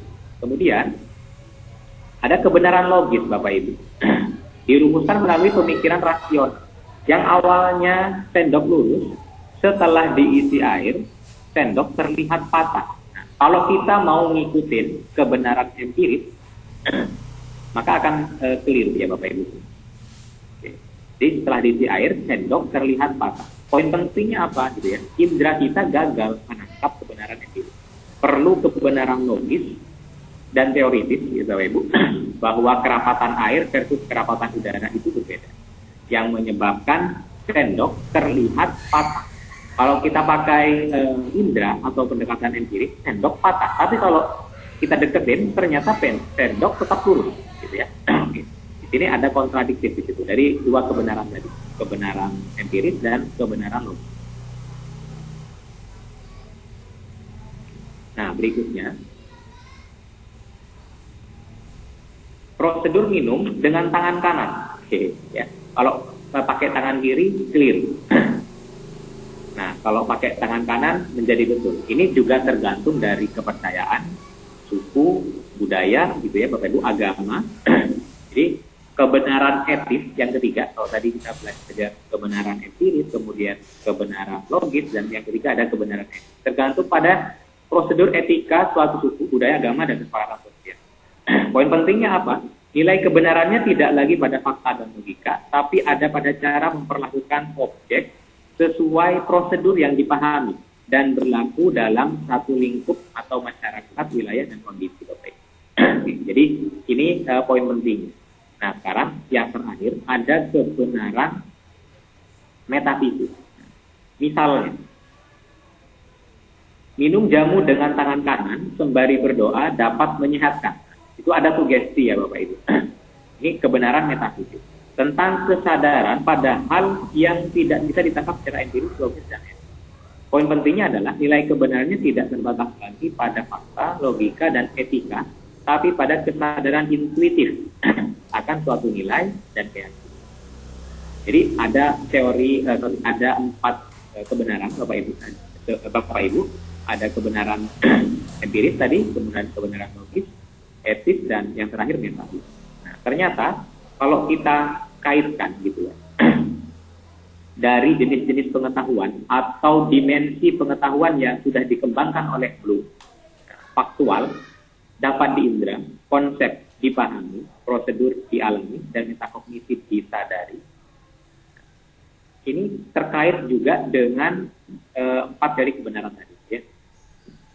Faktual sebagai kebenaran empiris, konsep logis, kemudian prosedur etis, dan metakognitif metafisik. Meskipun ada sedikit perbedaan gitu ya, nanti di prosedur yang seperti apa. Oke. Nah, ini ada jenis-jenis pengetahuan ya Bapak Ibu. Ada beku, sapi, siang, panas, kodok, biru, minum, demam, imajinasi, relawan, ibadah, mandi, terbit, malam, dan lain sebagainya. Bapak Ibu bisa baca slide ya. Nah, sekarang kelompokkan hal-hal berikut atau hal-hal yang ada pada slide ini dalam kategori jenis-jenis pengetahuan. Jadi dari teori kebenaran tadi kita sudah translasikan Bapak Ibu ke pengetahuan faktual, konseptual, prosedur, dan metakognitif. Sekarang Bapak Ibu bisa dicoba beku apa, sapi apa, siang apa, panas apa.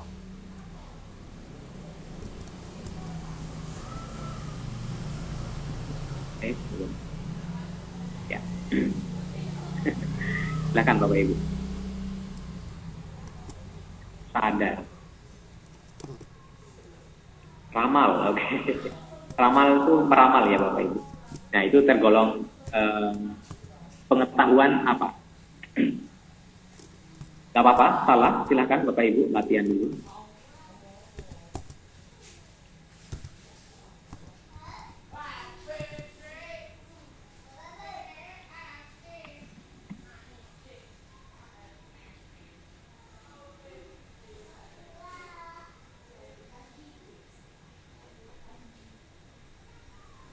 Oke, ini Pak Bambang selalu yang pertama. Itu aja jawabannya, Pak Bambang ya.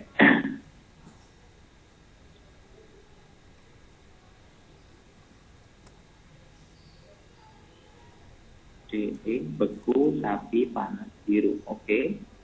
Kemudian hewan, kodok sapi. Maksudnya Ibu Dian, hewan kodok sapi? Golongkan aja setiap kata yang ada di sini pada jenis-jenis pengetahuan atau dimensi pengetahuan.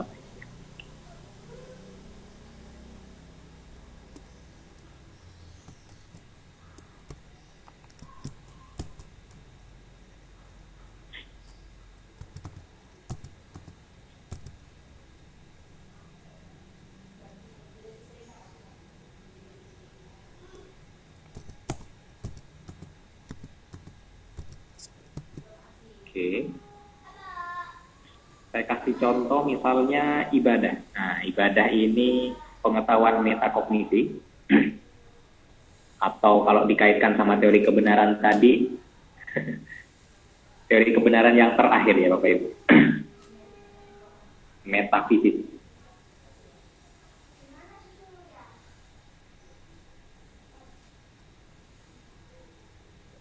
Prosedural, betul nih, mengemudi. Kemudian ibadah juga bisa prosedural, mandi juga bisa prosedural, oke.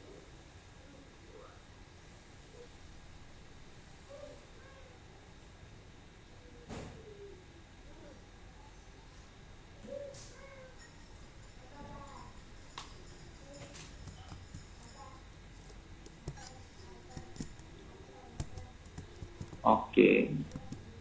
Oke, materi sangat penting, tapi nanti mohon di-share. Baik Ibu Rebana, nanti materi juga tetap akan di-share. Insya Allah full, tidak hanya satu slide. Full materinya yang akan di-share Bapak Ibu, seperti yang Bapak Ibu lihat hari ini. Ya. Oke, ini sudah banyak yang menjawab gitu ya. Belajar mandi minum dari Kaksius. Belajar mandi minum ini tergolong pengetahuan prosedur gitu ya, atau etis tadi ya. Oke. Kita lihat Bapak Ibu seperti apa. Nah,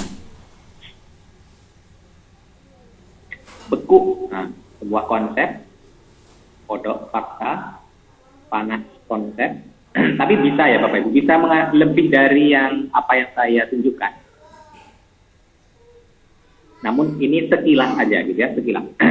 Panas konsep, panas juga bisa menjadi sebuah fakta. Kalau panas dipahami menjadi sebuah energi yang bisa berpindah, kemudian mengubah sesuatu atau menciptakan perubahan, yaitu menjadi sebuah konsep. Tapi kalau merasakan panas, nah gitu ya, oh panas gitu ya, itu juga itu saya golongkan sebagai pengetahuan fakta. Sentuh panci ini, oh panas, berarti saya golongkan sebagai pengetahuan fakta. Gitu ya. Tapi jika memahami panas itu kompleks seperti yang saya jelaskan tadi, menjadi sebuah konsep. Ibadah juga bisa menjadi prosedur, bisa menjadi metakognisi. Ramal juga bisa prosedur, bisa metakognisi, Bapak Ibu semua. Mengalam bisa konsep, bisa juga fakta sebenarnya. Ya. Ini hanya latihan dasar. Jadi nanti harapannya bisa diterapkan di mata pelajaran. Ya. Apakah setiap konsep bisa jadi fakta? Iya, bisa, Kang Yus. Ya. Seperti yang sudah saya jelaskan tadi. Saya baru baca chatnya Kang Yus. Tergantung kita cara melihatnya seperti apa, ya. Misalnya apa? Misalnya konsep panas tadi. Ya. Bisa jadi fakta. Panas tadi kan konsep, gitu ya. Bisa jadi fakta kalau hanya sekedar merasakan panas. Oh, merasakan panci itu panas, api itu panas, suhu ruang rasanya panas, yaitu menjadi sebuah fakta. Ya. Kita lanjutkan. Ada fakta, konsep, prosedur, dan metakognisi. Sekarang kita padukan atau mainkan nih Bapak Ibu ya, dua dimensi ini, dimensi pengetahuan dan dimensi kognisi atau dimensi berpikir ya Bapak Ibu. Tadi ada remember, ada understand, ada apply, ada analyze, kemudian ada evaluate, dan yang terakhir ada create ya. Jadi ada mengingat, memahami, menerapkan, kemudian menganalisis atau menganalisa, mengevaluasi, dan yang terakhir mencipta. Nah, kita akan padukan ini dalam sebuah taksonomi Anderson atau taksonomi Bloom yang terrevisi, ya. Jadi kita nanti main-main dengan ini, ya. Taksonomi Anderson sebagai itu remember hingga create dan faktual hingga metakognisi. Dan ini adalah model pengembangan thinking skill yang lebih rigid dari sebelum-sebelumnya, ya. Bapak Ibu tadi dari awal dari berpikir induktif sampai analytical question dan lain sebagainya diklasifikasikan kalau enggak 3 sampai 4 saja. Nah, sekarang bisa diklasifikasikan menjadi 24, ya. Jadi ini kotak pertama 2, 3, 4, 5, 6 dan seterusnya hingga ke kotak 24 yang menunjukkan perbedaan gitu ya cara berpikir. Jadi taksonomi Bloom atau taksonomi Anderson Bapak Ibu semua terdiri dari knowledge dimension sudah tadi dan cognitive process ya. Oke, kita kenalan dulu ya Bapak Ibu.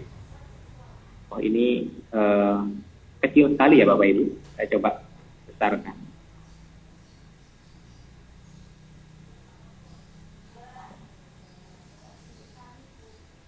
Nah, mudah-mudahan terlihat.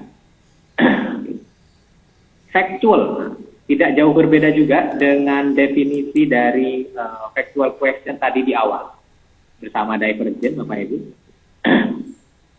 Knowledge of terminology, kemudian knowledge of specific details and elements. Jadi pengetahuan terkait istilah gitu ya atau terminologi, pengetahuan terkait spesifik detail atau hal-hal yang khusus, nah, hal-hal yang khas. Kayak tadi ada berpikir induktif di awal, contoh-contoh pembelajaran yang menerapkan berpikir induktif, sebenarnya berangkat dari fakta-fakta, ya, atau berangkat dari knowledge, maksudnya factual knowledge. Kemudian yang kedua ada knowledge of conceptual atau conceptual knowledge, yaitu pengetahuan tentang klasifikasi, kategori, prinsip, generalisasi Bapak Ibu semua, atau pengetahuan tentang teori, model, dan struktur. Ya. Kalau prosedur atau prosedural, pengetahuan tentang spesifik subjek, subject specific skills and algorithm. Jadi pengetahuan tentang skill atau kemampuan atau algoritma boleh, pengetahuan tentang teknik dan metode, pengetahuan tentang kriteria menentukan kapan kita menggunakan metode atau teknik yang tepat. Jadi ini pengetahuan proses. Dan yang terakhir ada pengetahuan metakognitif atau strategic knowledge, Bapak Ibu. Knowledge is about cognitive tasks including appropriate contextual and conditional knowledge atau self knowledge. Jadi kayak tadi kebenaran metafisis. Nah, mirip-mirip seperti itu ya Bapak Ibu. Jadi self knowledge atau strategic knowledge, pengetahuan strategi. Ini juga tergolong metakognitif. Nah, sekarang kalau ini level kognitif. Jadi dari mengingat hingga mencipta Bapak Ibu, dan banyak sekali jenisnya, anaknya gitu ya. Anak dari mengingat dan memakan, membaca, memberi tanda, menuliskan list, menamai, menandai dan lain sebagainya. Memahami juga demikian hingga mencipta Bapak Ibu. Ya. Oh, kecil. Baik, saya perbesar sebentar.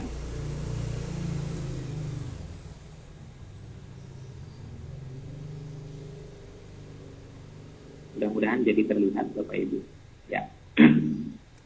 Nah, ini level berpikir atau level kognisi. Kalau tadi kan jenis-jenis pengetahuan. Sekarang level berpikir atau level kognisi. Dari level kognisi yang paling rendah, yaitu mengingat. Jadi mengingat itu, ingat sesuatu itu adalah level berpikir paling rendah, gitu ya. Kalau berdasarkan taksonomi Bloom, kemudian memahami itu lebih tinggi. Menerapkan atau mengaplikasikan apa yang dipahami menjadi lebih tinggi, kemudian menganalisa tentu lebih tinggi, mengevaluasi tentu harus bisa menganalisa, baru bisa mengevaluasi, dan yang terakhir mencipta adalah level berpikir paling tinggi. Oke. Nah, berikutnya, ini kayaknya kecil lagi. Baik, saya perbesar.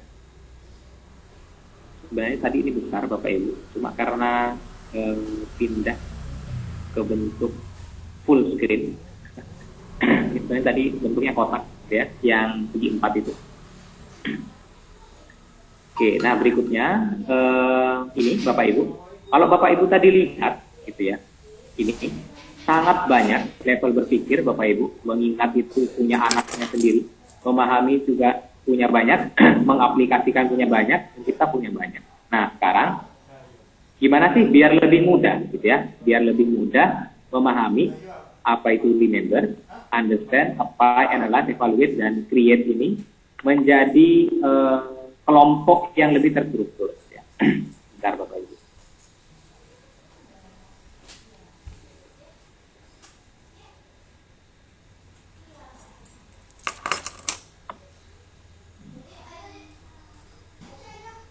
Ya, KKO atau kata kerja operasional. Nah, sekarang ternyata di remember itu, remember kan banyak sekali ya Bapak Ibu. Oke. Di remember itu punya dua kelompok besar ternyata.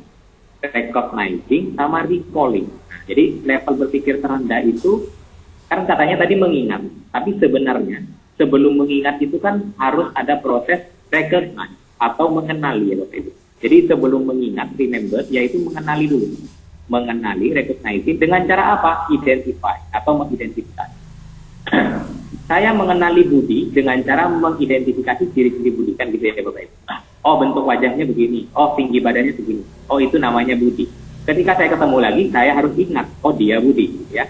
Nah, jadi tingkatan kedua, level berpikir yang lebih tinggi yaitu recalling atau mengingat apa yang sudah dikenali. Jadi yang level terendah itu mengenali, kemudian mengingat apa yang sudah dikenali. Nabi Adam dulu juga demikian, ya. Sebelum dia mengingat nama-nama benda, dia dikasih tahu dulu gitu ya oleh Allah. Kemudian yang kedua, understand. Understand itu banyak kelompoknya. Kalau tadi kita lihat ini KKO, cara scattered ya Bapak Ibu. Nah sekarang lebih dikelompokkan menjadi interpretasi dan puncaknya menjelaskan atau explain. Kemudian yang ketiga, apply. Apply itu kalau Bapak Ibu lihat banyak sekali, tapi sebenarnya cuma ada dua kelompok besar, yaitu executing atau execute dan implementing atau implement, mengimplementasi, mengeksekusi dan mengimplementasi. Apa sih bedanya Bapak Ibu? Di sini tertulis bahwa eksekusi adalah level berpikir yang lebih rendah dibandingkan mengimplementasi. Apa perbedaan eksekusi dan implementasi Bapak Ibu? Boleh cek di kolom komentar. Saya akhiri dalam 5 menit. Jangan khawatir Bapak Ibu. Nanti tetap ada diskusi atau tanya jawab karena kita harus berakhir di jam 6 WITA ya, atau 5 WIB. Apa perbedaan eksekusi dan implementasi? Silakan Bapak Ibu chat di kolom komentar.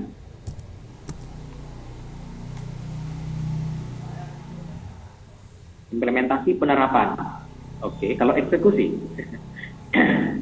Jadi kalau Bapak Ibu lihat tabel ini, nanti level tertinggi, level berpikir tertinggi di antara setiap kelompok ini adalah yang paling bawah ya Bapak Ibu. Kayak tadi, antara recognize sama recall, recall adalah paling tinggi, mengingat kembali apa yang sudah dikenali. Nah, recognize itu mengenali, itu lebih rendah ya. Sama juga dengan apply ini, execute dulu itu paling rendah, kemudian implement adalah paling tinggi.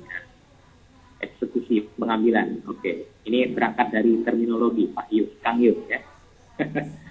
Ya, nggak apa-apa. Jadi kalau execute, kita bahas aja ya. Di sini ada keterangan carrying out Bapak Ibu ya. Carrying out. Jadi kayak lakukan aja apa yang sudah kamu pahami tadi. Nah, kan dari understand itu memahami ya. Puncaknya adalah menjelaskan. Jadi kalau dia bisa menjelaskan, berarti dia betul-betul paham. Oke. Sekarang untuk membuktikan bahwa dia paham, dia harus mengeksekusikan. Nah, ya. Misalnya belajar topik gaya. Oh paham. Kalau gaya itu sebanding dengan masanya misalnya. Dia harus eksekusi inilah. Kalau mau naik ke level berpikir berikut. Oke. Terapkan rumus SMA itu di sebuah soal misalnya. Oke. Tapi kalau implement itu lebih tinggi lagi dari execute. Apa yang dia pahami, tadi kan langsung dikerjakan aja itu execute, tapi kalau implement itu dibawa ke keadaan lain. Nah, mengimplementasikan konsep tadi di keadaan-keadaan yang lain, dan dia bisa, berarti dia ada di level mengimplementasi. Ya. Jadi kalau execute itu cara memasak mie, ngerti. Sampai bisa memasak mie, execute. Ya. Tapi kalau implementing, misalnya bisa memasak mie saat membuat bakso dan lain sebagainya ya, atau menerapkan F sama dengan M kali A tadi pada bidang miring dan lain sebagainya. Oke, berikutnya analyze, yaitu differentiating, kelompok terendahnya. Kelompoknya ada 4 ini Bapak Ibu. Mendiscriminating hingga selecting, baru mengorganizing, kemudian attributing atau mengatribusi. Berikutnya, ini Kang Yus, implementasi itu lebih tinggi dibandingkan mengeksekusi. Kalau implementasi itu eksekusi yang dibawa ke keadaan yang lain. Ya. Berikutnya, evaluate itu ada 2 kelompok besar.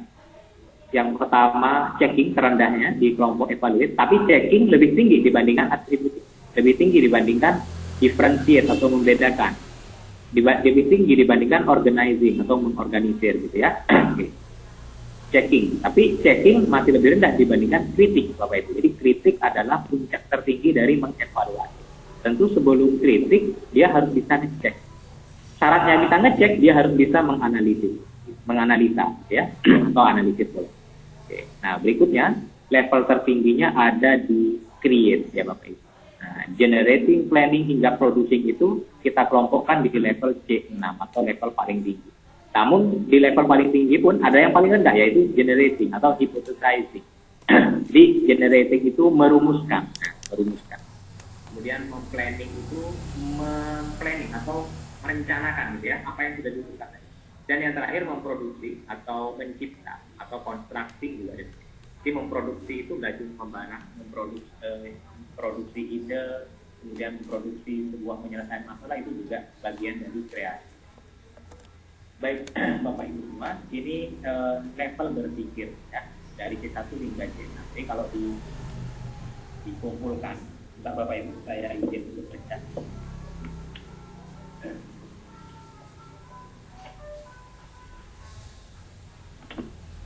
Menjadi sebuah dalam satu tabel yang kira-kira seperti ini. Oke. Nah, bagaimana mengaplikasikannya itu? Jadi Bapak Ibu ada seri lain terkait gitu ya, menerapkan cara berpikir 24 kotak tadi di pelajaran masing-masing. Demikian Bapak Ibu semua, penyampaian materi untuk hari ini. Kita masuk ke sesi tanya jawab.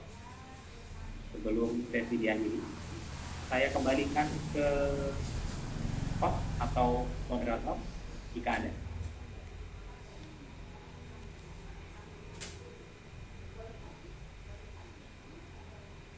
Bentar ya Bapak Ibu, saya cek. Oke, sepertinya tidak ada. Kita lanjutkan saja Bapak Ibu. Tidak ada host. Langsung aja ke sesi tanya jawab. Silakan Bapak Ibu jika memang ada yang mau ditanyakan.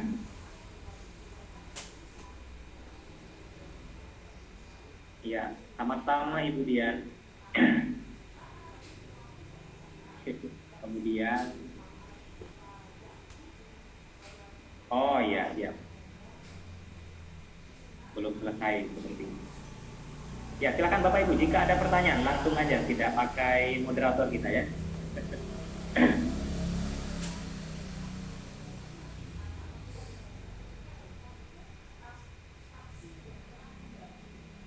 Ya, sama-sama Bapak Ibu semua. Hujan deras di tempatnya Kang Iyus. Ya. Mudah-mudahan hujannya membawa berkah Kang Iyus. Oke. Ya Pak Fahmi. Ibu Dian ya. Kalau SD harapannya sampai tingkat apa ya Pak? Tingkat berpikirnya. SD juga harapannya kalau bisa sih sampai C6 ya Pak. Tapi kan C6 itu enggak serta-merta atau semudah itu ya. Tapi harus tetap bersama. Harapannya juga tetap sampai C6 Bapak Ibu ya. Meskipun SD. Jadi C6-nya SD itu seperti apa ya. C6-nya SMP juga masih berbeda. C6-nya SMA berbeda. Jadi meskipun anak TK pun juga harapannya bisa berpikir hingga C6 atau hingga mencipta.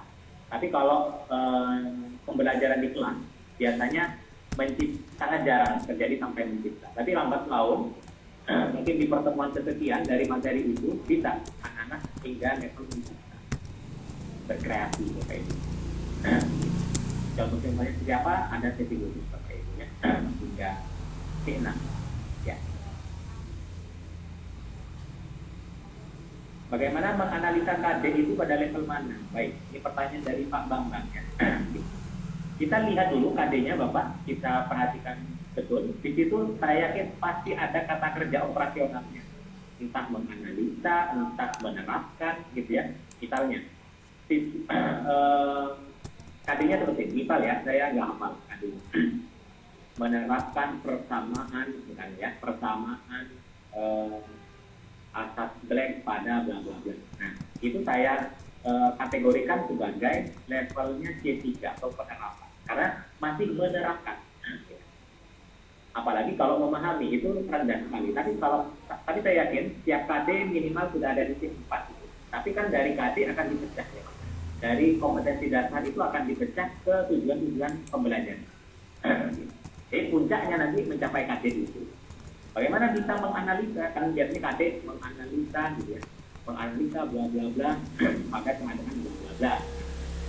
Sebelum menganalisa tentu ada proses yang panjang dari C1, C2, C3 hingga C4. Menjelaskan operasi vektor. Nah, ini pertanyaan Pak Bambang. Bagaimana cara mengukur menjelaskan operasi vektor? Berarti ini tujuan pembelajaran ya Pak Bambang? Menjelaskan operasi vektor ya. Yes, oke. Jadi menjelaskan operasi vektor. Oke. Nah, sekarang gimana cara mengukurnya bahwa tujuan pembelajaran tersebut tercapai pada hari itu? Tentu anak-anak ya, bukan gurunya. Anak-anak itu mencapai tujuan pembelajaran di harapan atau tidak? Dengan assessment, gitu ya, bisa dilakukan dengan assessment. asesmennya harus menguji pemahaman terhadap vektor, operasi vektor. Karena tujuannya menjelaskan. Jadi jangan sampai asesmennya malah C1 mengingat semua. Jangan. Ya, kalau tujuannya sampai menjelaskan berarti asesmennya minimal C2. Kalau misalnya asesmennya menganalisis operasi vektor, nah, sudah. Berarti nanti asesmennya harus ada yang menguji analisa. Untuk pertama-pertama yang baru ini misalnya. Dan membantu Pak Bambang. Oh ya, pertanyaan. Asesmennya seperti apa? Asesmennya bebas, bisa bentuk formatif atau bentuk sumatif. Yang paling ampuh menurut saya mengukur tujuan pembelajaran tercapai atau tidak itu di asesmen formatif. Jadi langsung aja saat di kelas, Bapak bisa siapkan pertanyaan C2, kan tadi menjelaskan. C2 di slide, langsung minta mereka kerjakan saat itu juga. Bapak bisa keliling dan cek pekerjaannya. Oh, kalau 75% dari anak-anak sudah bisa, berarti saya katakan berhasil, ya, atau tercapai juga. Itu paling ampuh sih. Tapi kalau misalnya mau agak menunda, ya bisa dilakukan dengan estimasi atau ujian ulangan hadiah. Ya. Baik, terima kasih. Ini ada pertanyaan lagi. Tingkat berpikir siswa diharapkan mencapai tingkat C6. Bentar ya, ini saya nggak muncul. Saya perbesar dulu. Hal apa saja yang pokok harus terbangun untuk menuju tingkat berpikir tersebut? Ya, baik. Nah, kalau di awal tadi kan kita sudah belajar berpikir induktif ya. Jadi sebenarnya berangkat dari level C1 atau fakta-fakta dulu ya, sebelum ke general. Setelah dari hal-hal khusus tadi, misalnya tadi kan tentang botani ya Bapak Ibu, menganalisa dulu karakteristik akarnya gimana, baru berkesimpulan, oh ini tumbuhan dikotil, oh ini tumbuhan monokotil, itu kan sudah C2, mengeneralisasi atau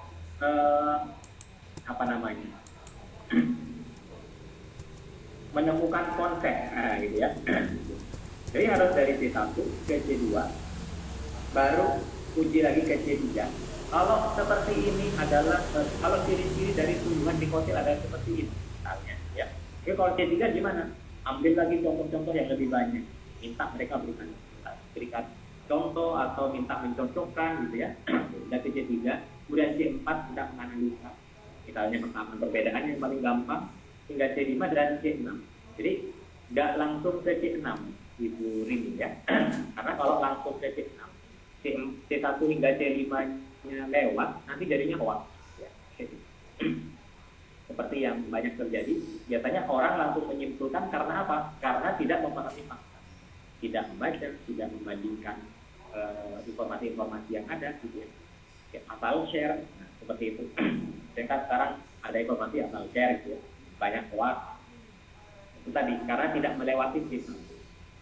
Misalnya juga Bapak Ibu tiba-tiba masuk ke kelas, kemudian langsung bertanya, apa itu demokrasi misalnya. Nanti yang muncul adalah pendapat-pendapat yang tak berdasar.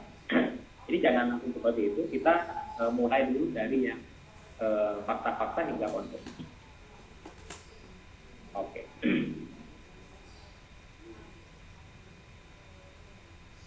Kemudian, oh ya. Pak, ada dari Pak Bambang ini, selain dari Ibu ini tadi, apakah sama menjelaskan dengan menentukan? Oke. Kemudian, apa bisa tanya secara langsung? Bisa Pak Bambang. Tapi kayaknya pertanyaan Pak Bambang secara langsung ini akan menutup sesi. Ya. Jadi nanti yang mungkin pertanyaan belum terjawab, Bapak Ibu mungkin bisa tuliskan di kolom di grup gitu ya, kita forward ke saya nanti WhatsApp. Saya bisa coba bantu jawab setelah sesi.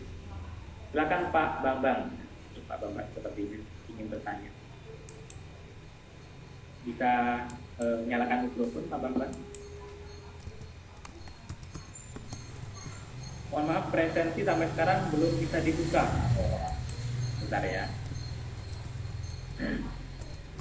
Iya, Pak Bambang. Saya maksudnya tidak ada hostnya Pak Bambang. Jadi agak terkendala. Bentar, saya coba Pak Bambang untuk bisa stick.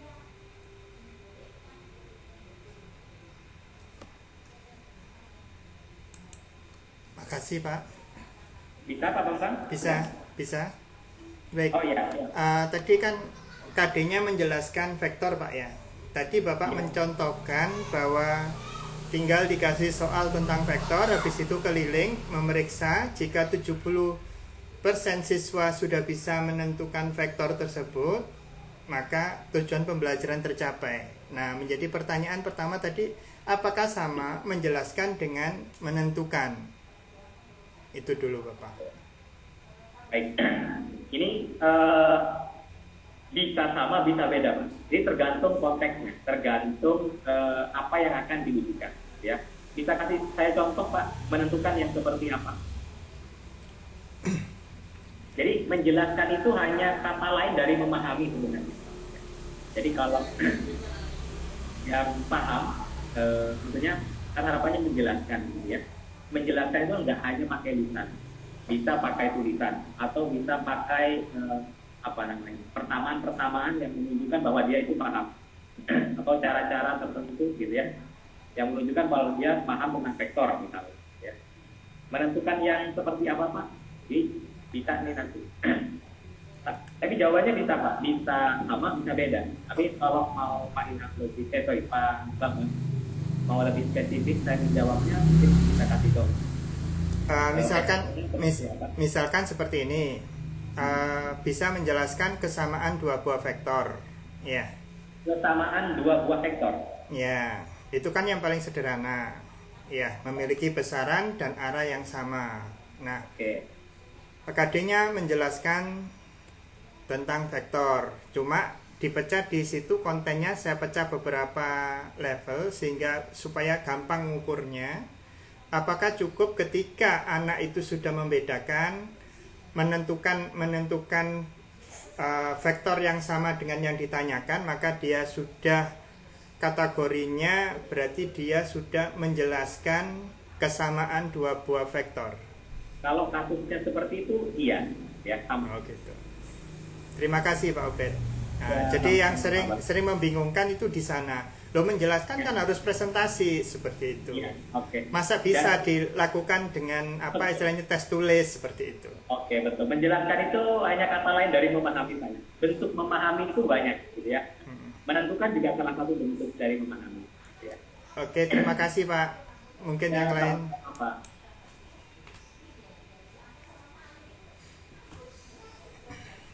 Oke, lift dulu Pak Ubed. Baik, terima kasih juga Ibu Enda. Terakhir, pertanyaan dari siapa ya? Yang masuk? Nggak ada ya? Apakah sama mendeskripsikan dan menguraikan? Oke, ini pertanyaan terakhir yang ada di kolom chat. Apakah sama mendeskripsikan dengan menguraikan? Sekarang lihat dulu, mendeskripsikannya dengan cara apa?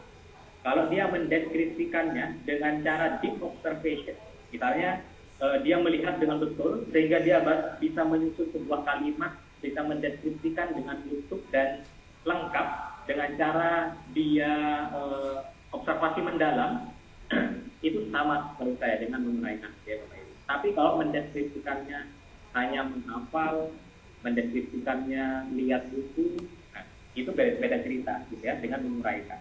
Ibu Sri Lestari. Jadi tergantung mendeskripsikannya seperti apa, ya. Mau mendeskripsikan, mau menjelaskan, tapi kalau ujung-ujungnya hanya dari apa yang dia hafalkan atau apa yang dia baca pada buku, itu jatuhnya di level C1, ya. Kalau mengingat saja. Sedangkan menguraikan kan bisa C2, bisa C4. Seperti itu Ibu Sri, mudah-mudahan bisa membantu. Ya.